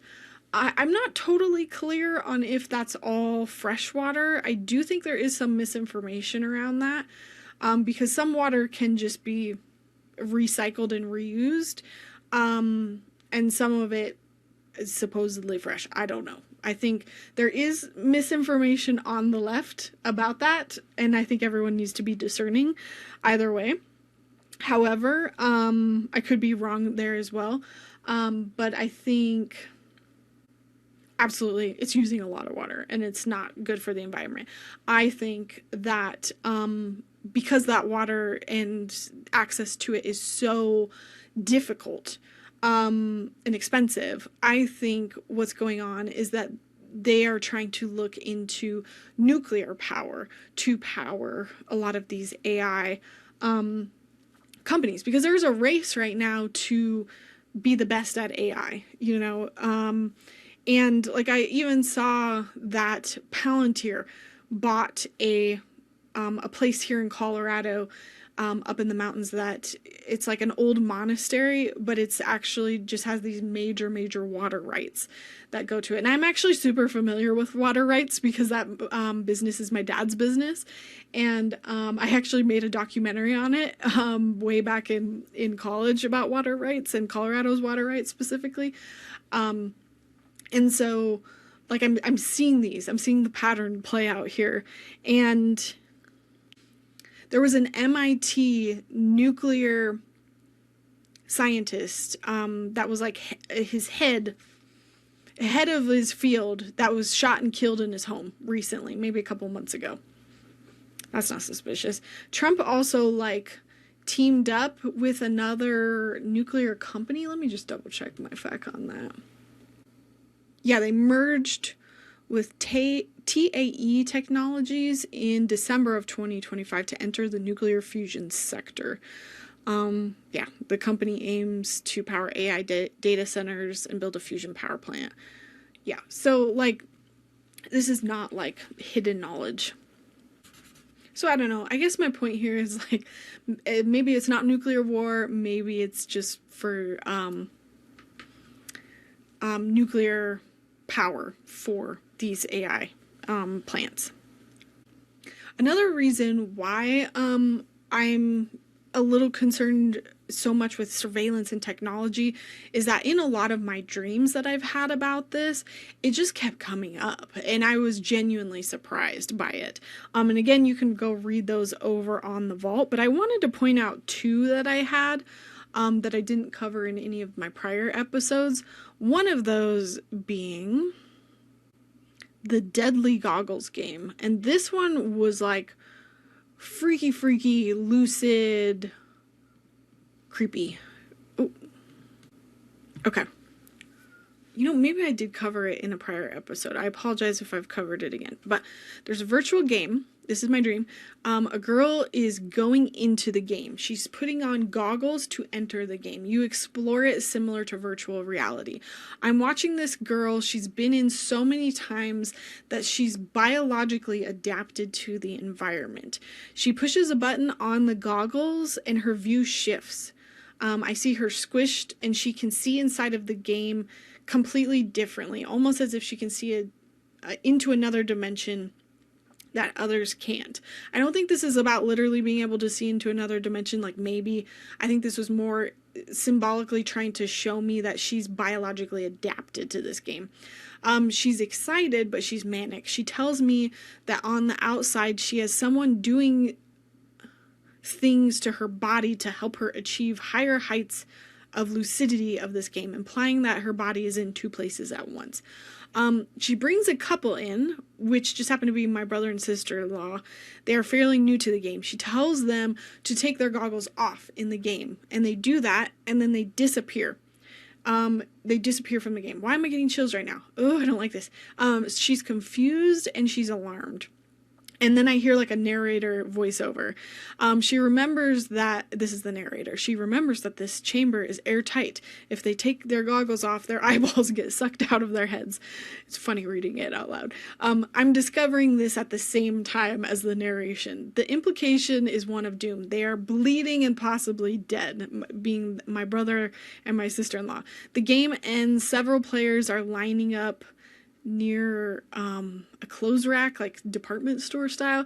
They're exiting the game as usual. She's at the end of the line whispering frantically to the game operator that there's two people in there that took off their masks. She's trying to help them but not get in trouble. So pretty freaking creepy. I woke up and I was like, what the fuck? What does that mean? And I just wrote it down as much as I could remember as is. And then I used my dreaming techniques to kind of like break it down into just symbols. And then I analyzed it from there. Basically what I gathered from this is that I felt like this was very literal, actually, which most of my dreams are much more symbolic. This one felt very literal, that like there's going to be a futuristic technology that we don't have, which changes what we can see, possibly. But everyone adapts to it socially or biologically. It harms our mental health. Someone I love gets caught up in it, and their identity or data might be stolen. The goggles and the eye symbolism are strong. Like just the eyes. You need the goggles to see the tech, but when you take them off, your eyes are removed. This could represent losing access to information or being unable to see what's hidden. Ultimately, it just made me feel like we really need to protect our personal data online. That's the impression I got. I don't think that people are literally going to die from like goggles or being in a literal game. I got the impression that like it's their virtual information that could somehow be like taken and mishandled. And this was the second dream that I've had about my brother dying, which I don't like. And I have no reason to have a dream about my brother dying. I had one dream about him dying like years and years prior that I totally forgot about. And then it wasn't until I was reading somebody who was in the DC area and they were asking me if they were safe. And she was explaining like a dream that she had. And it sounded very creepily similar to that dream that I had of my brother. And then I was like having flashbacks of that dream. And I was like, are these two things related? Is this like the same thing? And then I later had a dream about my brother again, where he was forced to go into a draft. And that's another prediction. I'm kind of jumping ahead to some random predictions that I'm making, but I've got a couple times early January this year that there might be like a draft. I don't know how that's gonna work out, but if Trump goes on with Iran and all of the bullshit that he's probably gonna do in the next week, I wouldn't be surprised if that's the case. But that's something that I picked up early January, and I think I recorded it in the vault. What day was this? Yeah, January 20th-ish. Oh yeah, and I talked about those dreams there as well. But point being with that goggles thing, going back to that, sorry, I've later seen some interesting articles that I don't think anyone else is paying attention to, but I'm paying attention to them purely because of that dream that I had. And that is, I mean, there was something about Sam Altman making an eye scanning orb that's coming to the US. You can look that up. I kind of felt like maybe that was somewhat similar. Shoot, I didn't put it in here, but there is this girl on Instagram. Her handle is Drey Dossier, DreyDossier. She is like super investigator. And she last year talked about how she did some deep digging into RFK, talking about how he wanted in 4 years everyone to have in the US wearable technology. And I think he wants that for tracking purposes. He literally wants wearable biotech. So I think that's something we all need to keep an eye on. It's already here with Meta glasses. My stepdad has them, and I don't like them. I don't want them on around my kiddos, and I'm too scared to ask him to take them off, but I really need to be. But that wearable biotech, I think, is like the goggles thing. Maybe it's not actual literal goggles, maybe it's some other form of something, but I keep an eye on that technology as well. And if anyone sees anything about that, let me know. Again, that girl, Drey Dossier, she's got her ear to the ground on it, and I see updates through her. So if you're really curious about that, follow her. Also, on Instagram, Perfect Union, they're really good at breaking down a lot of the technology things that are happening, a lot of the surveillance things, and showing documents, showing court-related things. So if you want more information that's not just kind of me regurgitating it, follow Perfect Union. They do really good breakdowns where they actually provide like backup written sources, and that's where I get a lot of this information from. I'm making sure, like, I know I don't ever go deep into the evidence here, but I make sure that anything I say here, I've done the research and I've made sure it's true before saying it. If I get it wrong anywhere, it's maybe in my delivery, but I always make sure that, you know, I double check what I say. And that's why it takes me so long to make these podcasts, because I don't want to share any misinformation. Okay, so that was the goggles one. The other one that I had was about this like Thanos arm thing, and it was so bizarre. So bizarre. Oh, because the question that I asked was, I said, show me how other countries and global powers affect the future of the US during this time of change. And the dream was that a giant robot goes through 5 stages of development. It has a hand like Thanos. I saw all 5 crystals. I know Thanos technically has 6, but in the dream it was 5. It stands above cities. In the final stage, it is lonely because no one's there. It was just this robot. In the final stage, it is lonely, and it brings back its dead animal friend virtually. So it was like a dog. Like a virtual projection of a dog, so it could talk to it. It swims in the ocean with the virtual dog.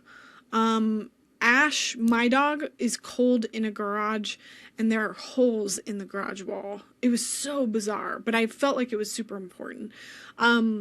So my analysis of this dream felt very dystopian, very tech dystopian.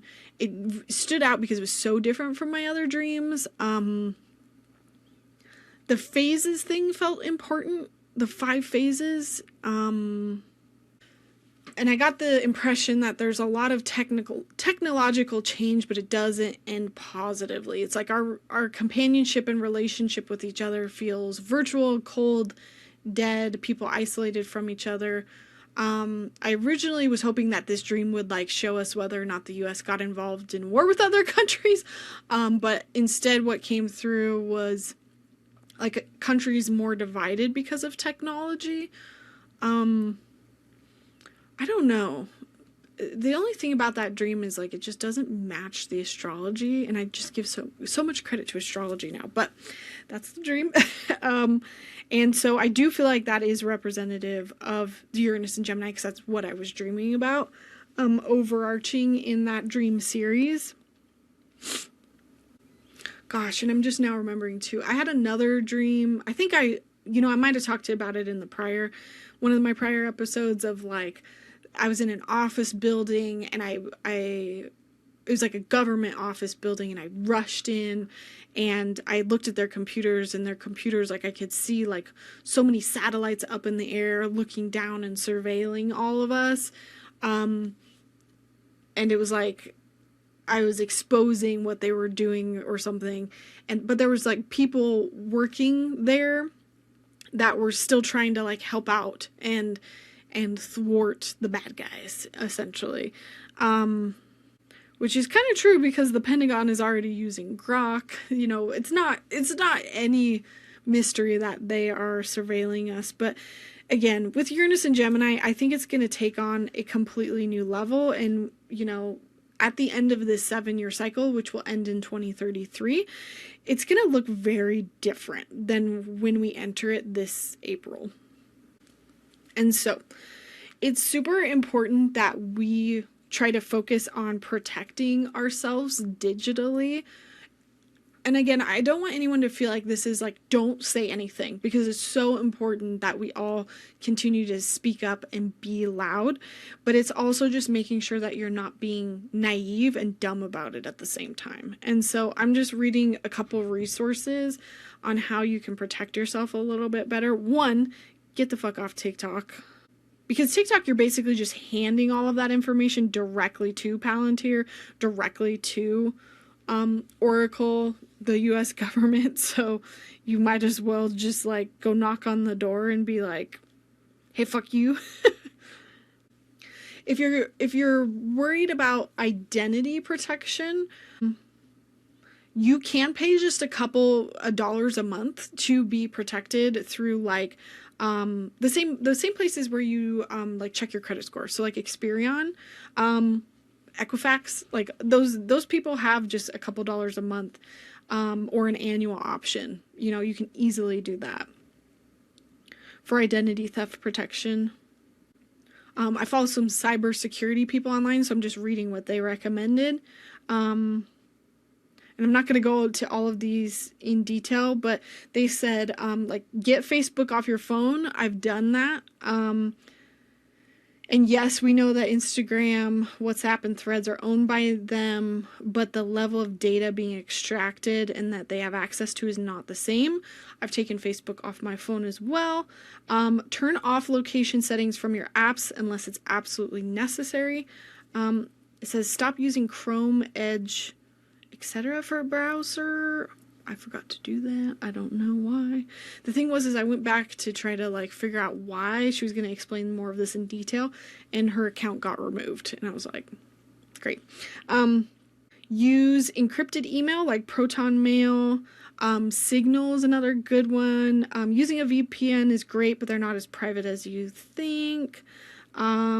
Look into your smart home devices, what data they're collecting and where it's going. Again, I got rid of my Alexa devices. Ring should be better now. I don't know. That's the only ones I have.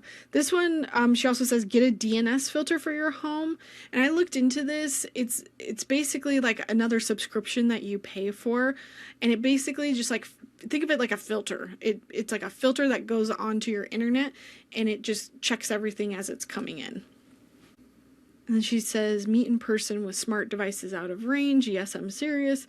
And then her massive one, delete TikTok. Just delete the whole app. I'm going to add on there, if you are on a PC and you are still on Windows 10, which I am on Windows 10, I should be doing this myself. Make sure your computer is protected. This might be almost a little too late because it's showing up on the Virgo Pisces eclipses, just like theft and cybersecurity related things. And the last time this showed up, I think it was in September, there was like a Windows 11 update. And so my fear is that because during that Windows 11 update, most people could not update their computers to the new version because it literally requires a piece in your computer, a physical piece that tracks your physical location. Like, do you guys follow what I'm saying here? They already want that, Microsoft does. And unless you go buy a new fucking computer, which a lot of us can't afford right now, or maybe you don't want to have a location tracker in your computer, you can't upgrade to Windows 11. Now, if you're computer savvy, you might know how to protect your computer, but it's so imperative that, you put time and energy into antivirus software, also just like purely knowing how to look out for a scam and not click on things that are scams and accidentally download viruses to your computer.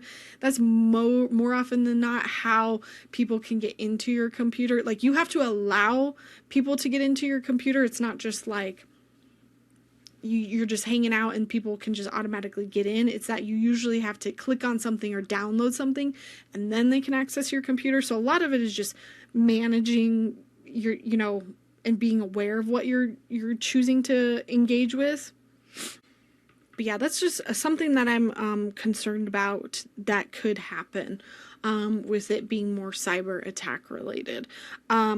And again, maybe it's not computer attacks, maybe it's more drones, maybe it's a technology we haven't even thought of, maybe it's these goggles, or some biotech something.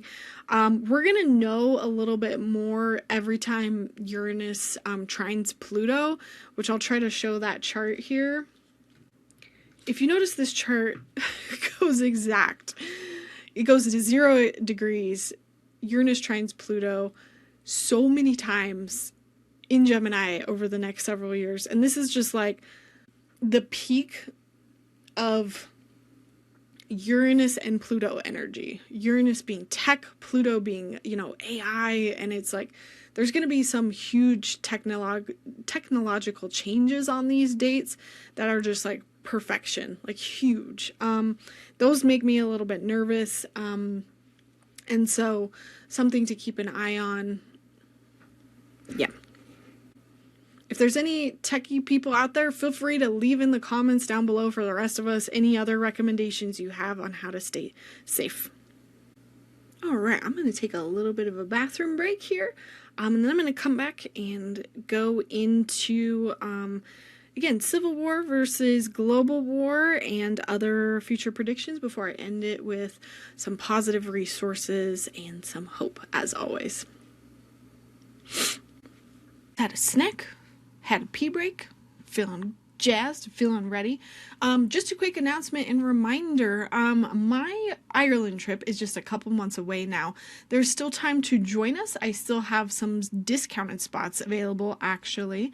I'm actually going to be going on a podcast very soon, so I anticipate a lot of eyes coming over to me, to my channel, so those discounted seats are probably going to be grabbed very quickly. So if this is a trip that you are thinking about joining, it might be time to do that before that podcast that I go on very early March. And if you're watching this coming from that podcast, welcome, and just know I can take up to 16 people. I will link all the details to that trip down below. Again, this trip is not just a historical excursion going through Ireland, but it's also a spiritual one, and we're going as a group, and it's really designed for us to go explore these locations and these sacred sites and connect to our intuition, connect to our guides, specifically the culture and the gods and goddesses of Ireland. My hope is that each time I take us on a trip, we are kind of connecting to the various pantheons or cultures and mythologies of each of these different lands. Not only will we have like a private tour guide and transportation and all of our hotels and everything figured out for us, but they will be there to kind of like handle the logistics so that I can be there and be present to facilitate our nightly circles. We're also going on a solar eclipse, which is like a crazy, ridiculous, once-in-a-lifetime experience. I did not plan it, but we're going to be there on the Leo eclipse, and we're going to kind of institute a ritual while we're there. We're going to prep for it ahead of time using 2 of our virtual retreats, and we're going to basically prep the energy and let it culminate there in Ireland of like what we're wanting to manifest in our lives and what's next, you know? And with that trip comes a lifetime access to my basic psychic skills course. You also are going to get an astrocartography reading from me for Ireland, for the eclipse, just kind of knowing what you're headed into as the trip arrives. All sorts of resources as well. If you pay in full, you get a free reading with me. And of course, I'm bringing little fun goodies and a little package for everybody. So I'm very, very excited about this trip. There's 3 different ways you can pay. You can pay, again, all the way up front in full. And I think you have until, I want to say June 21st to do that. That's like the absolute last date you can pay and join us. The second way is you can put down a 25% deposit, and that's around $800, and then basically you can take your time to pay the rest whenever you want, as long as it's paid in full by May 12th. And then the third way to pay, especially if you are in the US, is you can use Affirm. So Affirm, you can literally just sign up, get qualified, and just make monthly payments towards the trip. And you can push those monthly payments even out after the trip happens. So when I ran the numbers, it was letting me go for as little as $200 a month. So just know that those are options for you. So if you want to learn more, check out the link down below. And feel free, please, if you are seriously interested, feel free to reach out to me. I will happily set up a 15-minute call and we can just talk, because you're going to be there with me for a whole 6 days, possibly even 7 days if you're coming just like a day earlier or after. You want to get to know me. You want to, feel me out, see if the trip is right for you. I'm not going to push anything. I've talked with multiple people and maybe the trip wasn't right for them. That's totally cool too. I'll just answer your questions. We'll take the time to kind of talk through things and see if it's right for you. We've already got a great group of people coming on the trip, and I'm very, very excited to see all the work that we're going to do together. So, hard right turn. Let's talk about, are we going to the Civil War? Are we going to global war?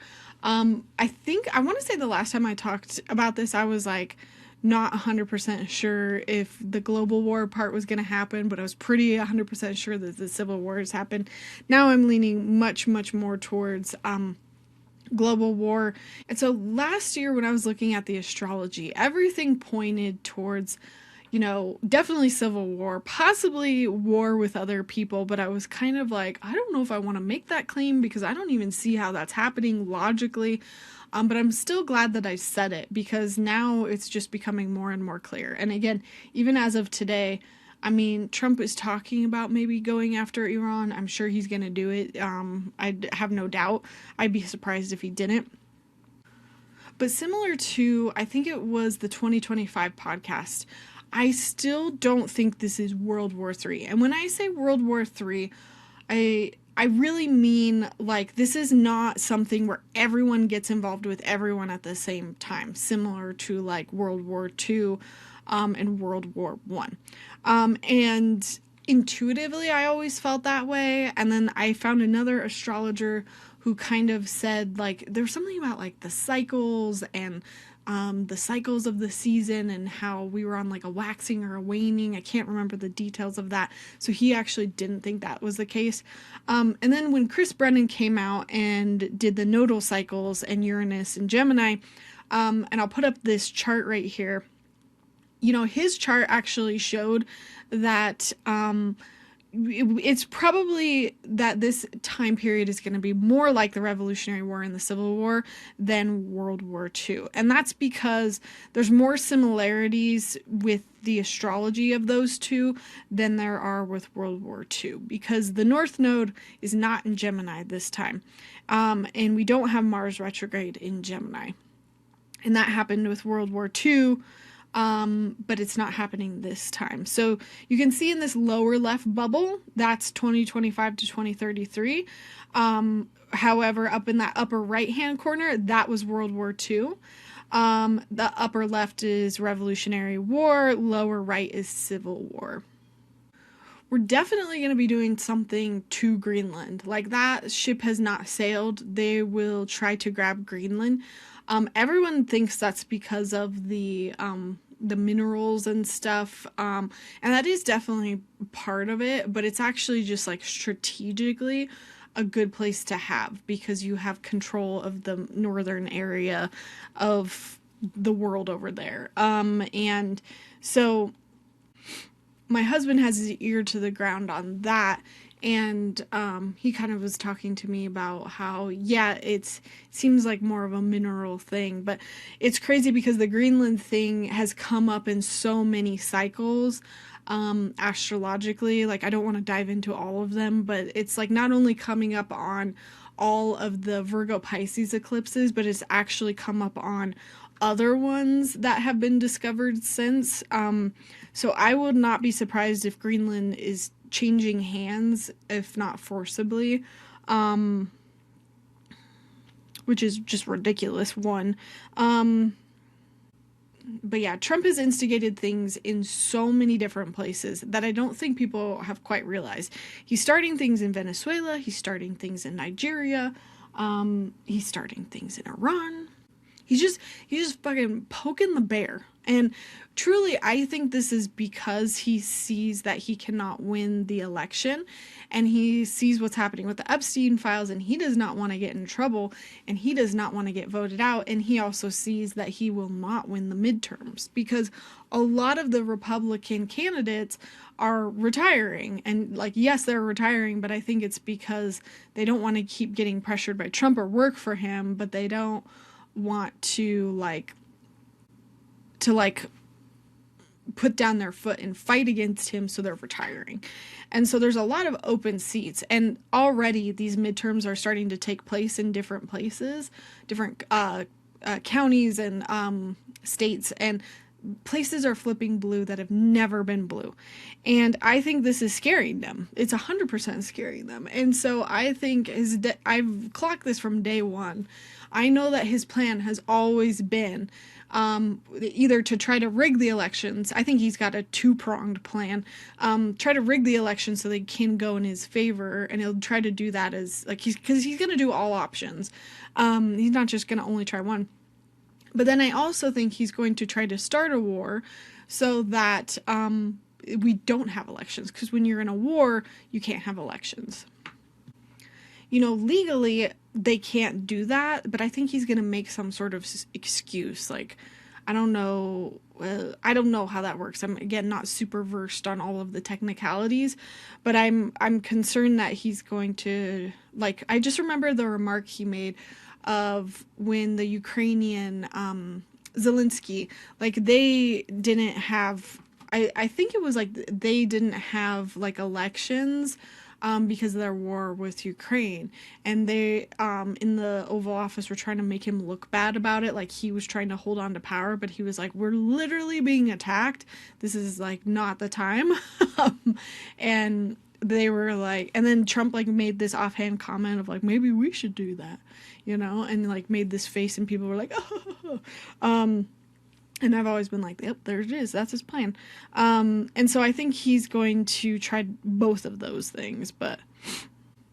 And what's crazy is that this literally aligns with, like, in 1989, the U.S. invaded Panama and we kidnapped their president. And it's the same cycle, the same Saturn Neptune cycle.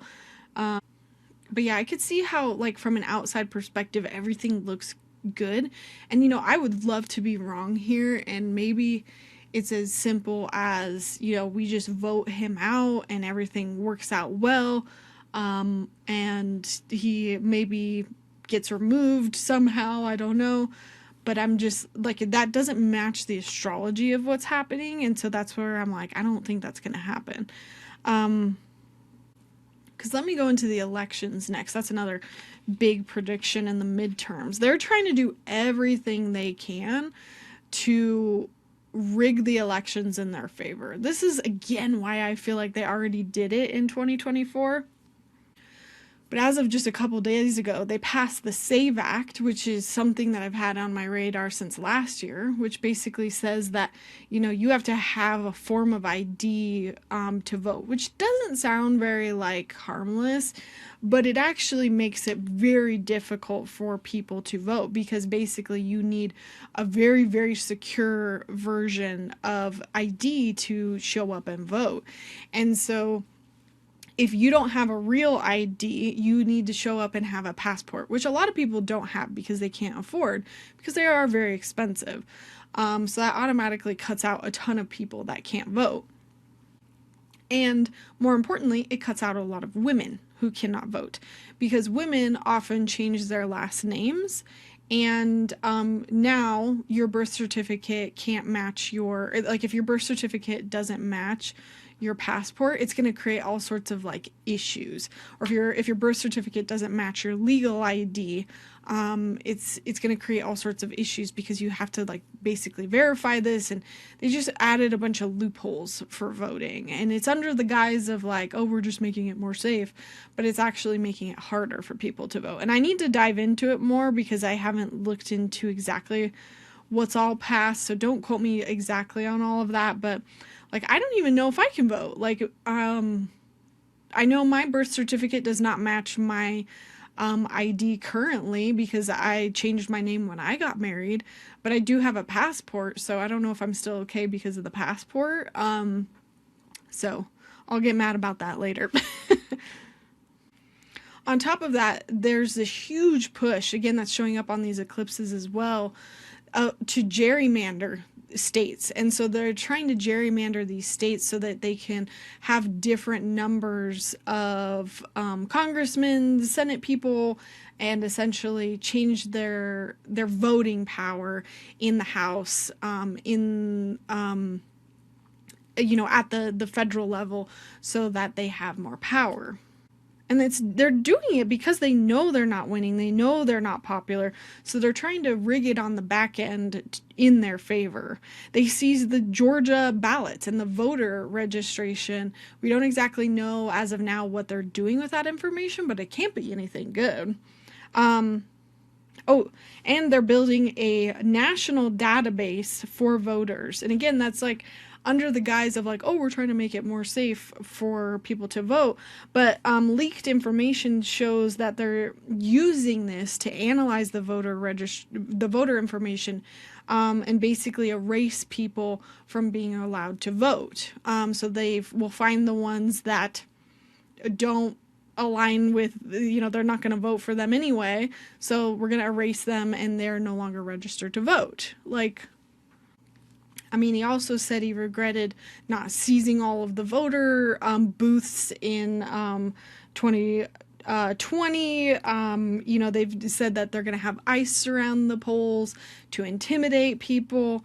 I would highly recommend, if it's available in your area, go ahead, sign up now and know that you're signed up. Check it again before it gets close, and do mail-in ballots if it's available to you. We know that Palantir also donated a crap ton of money to a super PAC to influence the midterms this year, which, try to guess who they are supporting. I don't know. I think a lot of people are very alarmed about this. I think I'm like a little bit more nonchalant because I already feel like they got away with this in 2024. And I've tried to tune in and be like, well, are they going to get away with it again? I don't know. Because like part of me feels like they won't get away with it in the midterms. Like this is like a huge, again, astrologically, a huge midterm year as well. Like one of the bigger cycles. So I feel like it's a really big one. And so I don't know if that's big because all of a sudden all of our voters stuff is going to show up red and people are going to be like, what the hell? Something is wrong here. Or it's because it shows up all blue and then they freak out. I'll be really interested to see how it turns out. Let's just ask really quick.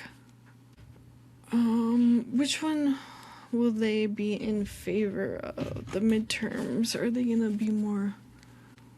Will they be tampered with is what I'll ask. I just pulled female, rider, female. And this is like literally saying that one woman will have like, one woman will send messages to another woman. Interesting.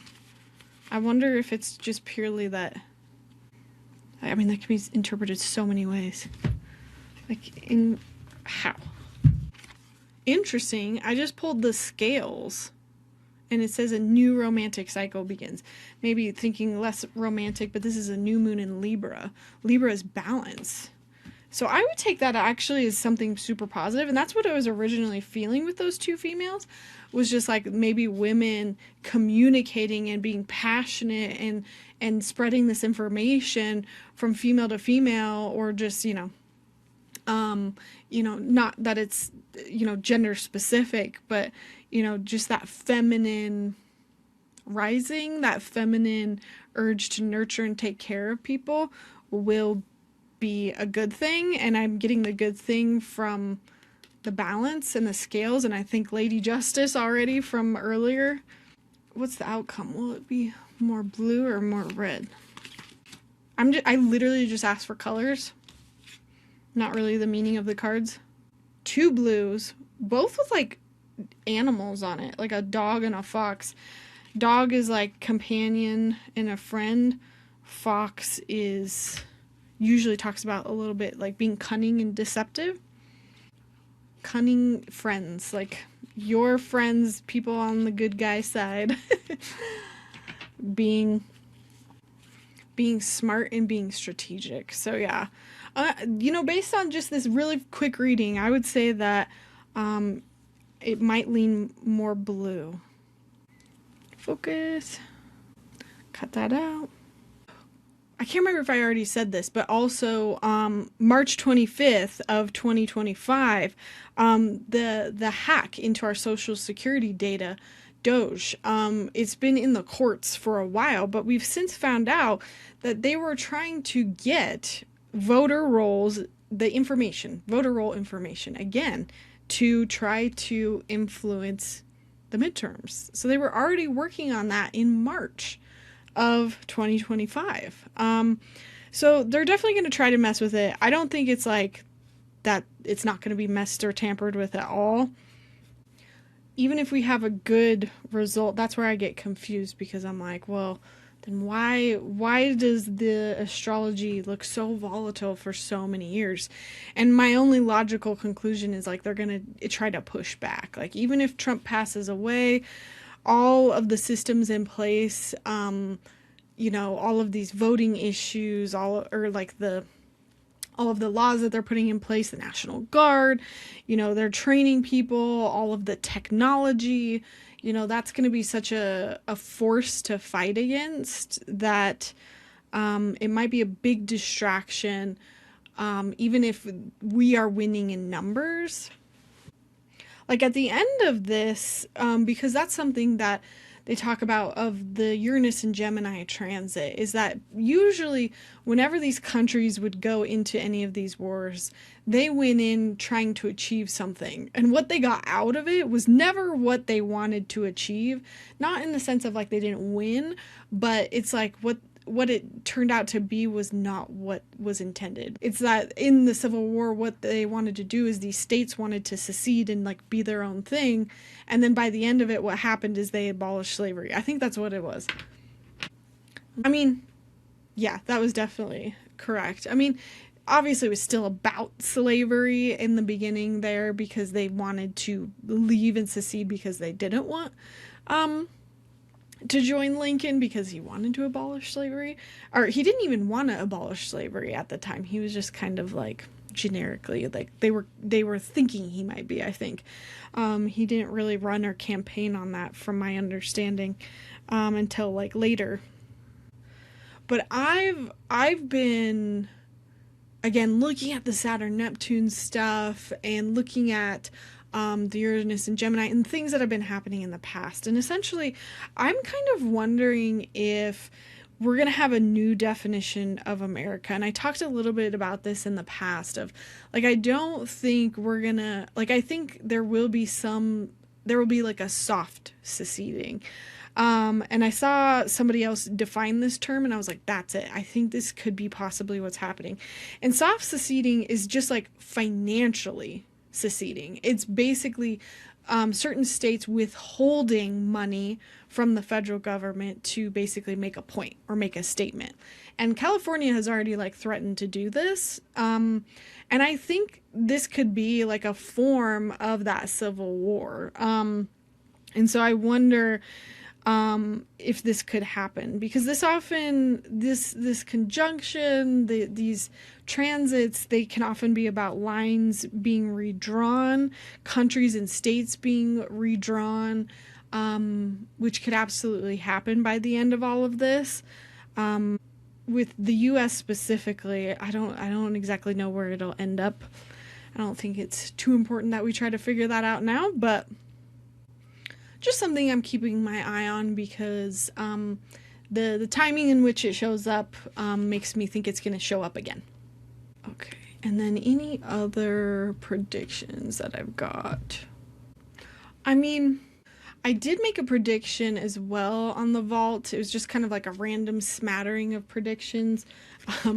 And I felt like when Epstein died, that an extremely wealthy person wanted him silenced. And over the last couple months, as the Epstein files have kind of unfolded, I kept receiving hits that Trump was the one who wanted him dead. And the more and more that people talk about him possibly not being dead, it makes me wonder if there's things in the Epstein files that show that Trump moved him somewhere else.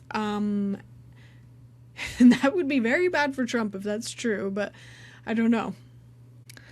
Oh yeah. And then the World Cup, also something happening in June and early July. This is happening in Kansas City. I know this because I was there over Christmas and my family, my in-laws are over there. And when they told me this, I just felt like instant dread.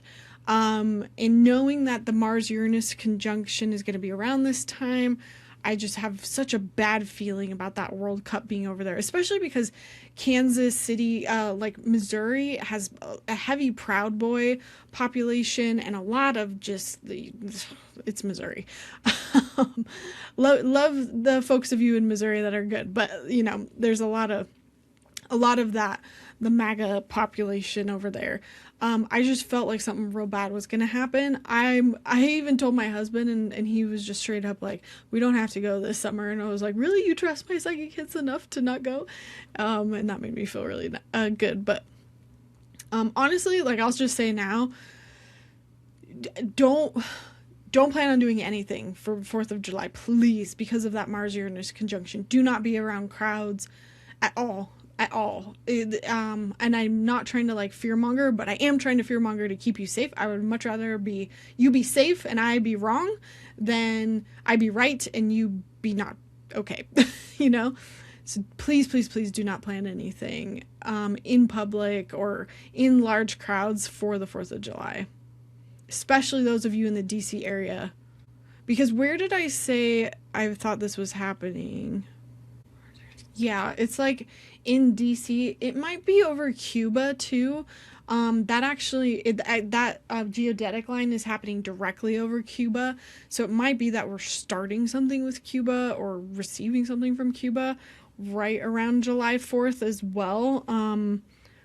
Something not good around that time. But it's also that geodetic line, it hovers around the East Coast.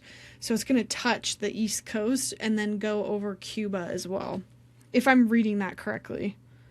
If I'm wrong for any reason, I'll definitely update it.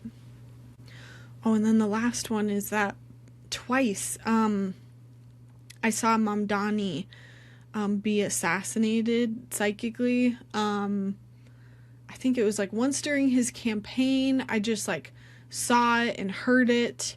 And then once during his victory speech, I was watching his victory speech and saw it also. And then I think Anna also felt this as well about him. So I hope I'm wrong on that one. Okay. So yeah, overall, starting in April, we're going to have all 4 of those outer planets in new signs. Literally those 3 most volatile years happen to be when Saturn is there, and then Saturn will finally move out. So that makes me think that those will be the worst of it. And then in 2033, Uranus will be the first to move out. And I think that will be the majority of when it's over. In 2033 is when this will be over. And there will be a lot of cleanup, because basically when the astrology podcast guys tracked this, Uranus and Taurus was always the lead up. And that's why whenever I make these claims, everyone's like, it feels like we've already been in a civil war. And I'm like, well, yeah, that's Uranus and Taurus. Uranus and Taurus, there's always some lead up. There's some lead up. But Uranus and Gemini is the thick of it. And then there's Uranus in, what comes after Gemini? I'm having a brain fart. Somebody needs to make a song so I can remember the order. Does anyone have a song? Cancer. Oh, that makes sense. Yeah, Cancer. So once Uranus moves into Cancer, Cancer is healing. And that's usually where the cleanup occurs.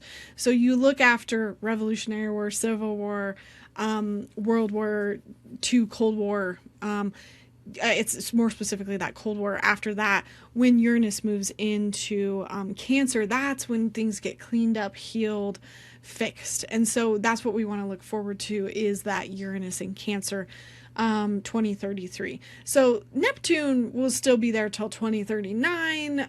Pluto's going to be in Aquarius for a much longer time. So we'll still have to deal with those themes. But again, these are such huge transits for America that we are definitely going to be in some version of a civil war, whatever that's going to look like. And we are going to be in probably, I do think, a global war. Again, not World War III. I think it's just going to be us engaged with maybe like 1 or 2 things. Maybe it's just Greenland and maybe it's Cuba or something. I'm also a little concerned about Taiwan. I don't know. It could involve everybody. I really should have waited until after these eclipses were over to get more information. So I'll definitely do a follow-up. But it could just be that everyone else in the world is having their issues at the same time we're having our issues as well. But we're definitely going to be getting involved elsewhere 100% at this point. It feels like it could be Venezuela, Nigeria, Greenland, Cuba. It's probably a little bit of everything. Well, actually, I guess Venezuela is kind of over now, but we kind of just like fucking took over. And just to update you all on my own standing, I have looked at leaving the US myself, and I have tried to make it work. And I'm just financially not at the place that I can do it. Like, financially I could, but in order to leave and go to another country, you have to like have either money saved up, or you have to have like a job and a proof of income. I'm self-employed, so I can't show those things. And so usually the barriers for self-employed people are much higher. It's like, okay, well, if you're self-employed, you need to have like $50,000 saved in order to come move to our country. And it's like, all right. If I had $50,000, I'd just come move. Well, even then you still can't. In order to get a visa to a lot of these places, you can't. And so, like, I would move if I could. That's how strongly I feel about this happening. But at the same time, I've talked with my guides. I do feel like we are relatively safe and protected, and I'm going to do all the things that I can do to keep my family safe and protected, whether that's picking up a gun, or which I don't want to do, or protecting myself online, or just, I'm not totally ruling out moving out of the country. It could just be country hopping. The main reason why I don't want to do that is because just my kiddos being in school, that would just be so disruptive, every couple months having to get up and go to a new school. That's just very destabilizing when my son has a hard time transitioning anyway into new things. It just doesn't feel correct. And so every sign keeps pointing me towards staying here. So I kind of feel like I need to stay here. I don't think everyone needs to. I think some people, if they have the ability to, should leave, can leave. I do think people will be okay and will be safe. I think other people will not be. And it's just something you have to kind of like really feel into and trust your own gut. At the same time, my astrology shows both me and my husband moving anyways within the next year or so. And so I'm like, okay, when, how? And so to end on some hope and some advice and some tools, one bit of hope. All of my worst fears on some of these astrology transits have not come to pass, so maybe that's a little bit of a consolation. Again, I can be wrong, and I think I was definitely wrong on some things last year, and so and wrong in the sense of it wasn't as extreme as I thought. It's crazy how eerily accurate the timing of all of this is. I'm seeing everyone watching my monthly forecasts and the astrology portion of it, and people, not really being into astrology, and then coming back to it every month and starting to slowly track it. And now after a couple of months, they're like, oh my God, you're so right. Oh my gosh, this is so right. Not me being right, but the astrology is so right. And I'm seeing people just purely starting to track their own stuff and realize how crazy accurate it is. But yeah, I want to leave you with this. And this is something I found from Amanda on the Rise, and I thought this was such great advice that I didn't want to keep it from anyone. And she said, being regulated doesn't mean being calm. Being regulated doesn't mean that you're not angry. Being regulated with our emotions just means that we have full access to the range of our emotions. And so essentially what I'm trying to get at here is it is okay to be angry. It is okay to be not calm. It is okay to be not okay. And it's okay to be those things as long as you can access the full range of your emotions. It is okay to be in flight or fight as long as you can still access rest and relaxation. Regulation is the ability to go from one end of the spectrum to the other when you choose to. But if you are constantly in fight or flight, that's not being emotionally regulated. And I think that was really powerful for me to hear because I've gotten in a really good habit because I've had to pay attention to the news so that I'm on top of things for this podcast, for Anna's podcast. And I can get really angry about it. But at the same time, I've learned to be able to compartmentalize it, turn it off for the evening and rest, or turn it off for the week, rest, relax, and have some fun. That was not the case the first 3 months that I was like getting into all of this and feeling these predictions. And I've gotten into a groove of that, and I feel like I'm not by any means a master, but I think it's something that we all need to practice now, because this is going to be such an important tool with Uranus and Gemini. Uranus in Gemini is such like a mind. It's going to be such a mind fuck, for lack of better terms. It's going to be such like a nervous system overload. Gemini is so mental. Uranus is electric. It's like anxiety, ADHD, disassociation, like all of these things. You're going to struggle to turn your mind off during this transit. So it's going to be of utmost importance to know how to pull that back, to know how to regulate. Like your mind has to be sovereign during this transit. So start practicing this now. So some practical tips. The first one is be present in the tiny moments. You don't have to be floating in being mindful 24/7. It can be looking at your feet. It can be taking a sip of coffee and really enjoying it in that moment. When you walk outside, feeling the sunshine on your face. Tiny moments, being present in those tiny moments. Having that happen a lot, as often as you can, is only going to help. Number 2, start communicating with your neighbors. Say hi when you bump into them on the street. I've been trying to do this a little bit more, and it actually makes me feel so much safer.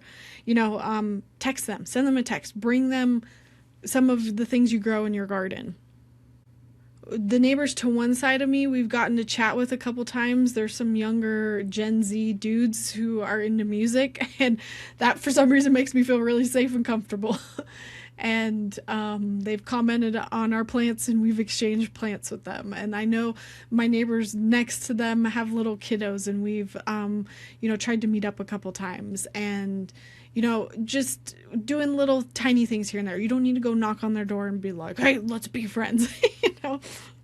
Even like shoveling their driveway, I guess winter is pretty much over, or non-existent if you're in Colorado, but little things like that.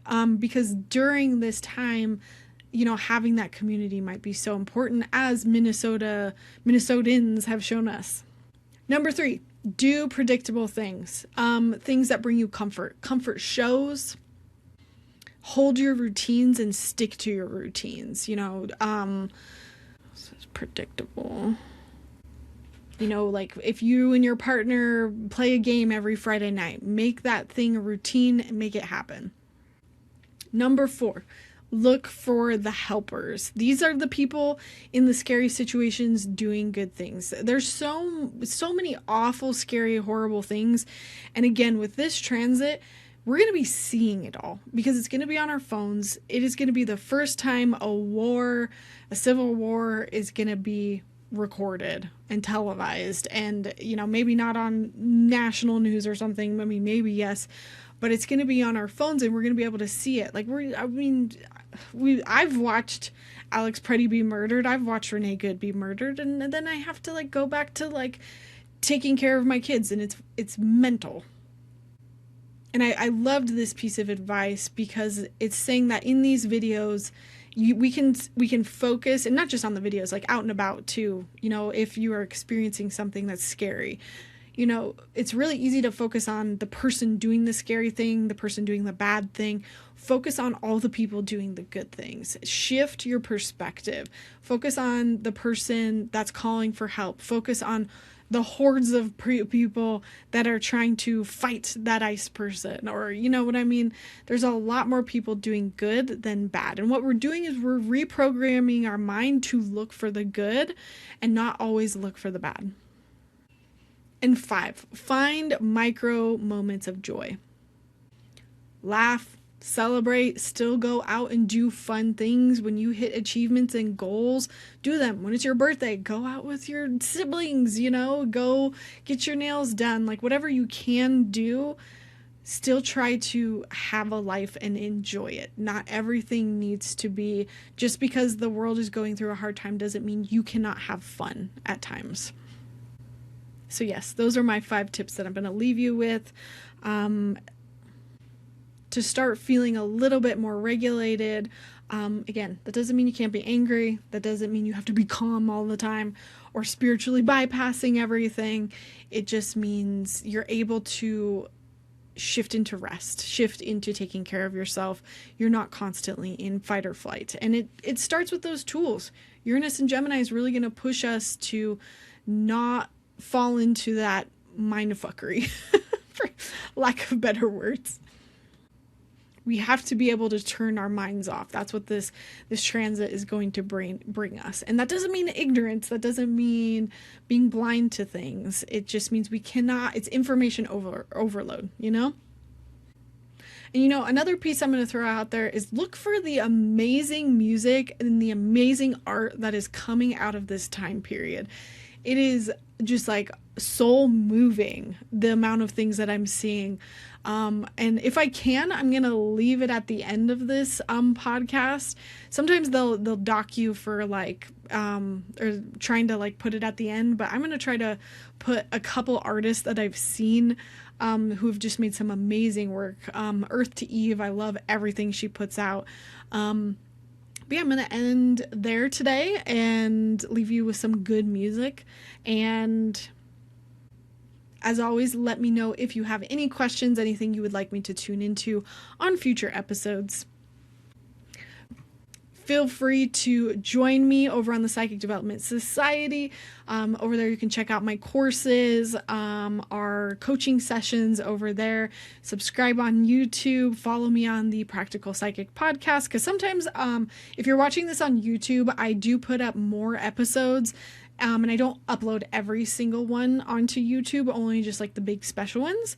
But yeah, you can follow me on Instagram. I am no longer on TikTok. I kept my account up just in case, but I'm not going to be uploading there, anything there anymore.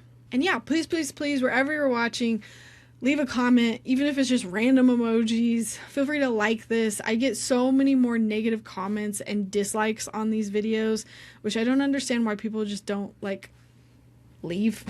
Just unsubscribe. It helps tell the algorithm that you like this. If you don't like this, I'd just much rather you not engage with it.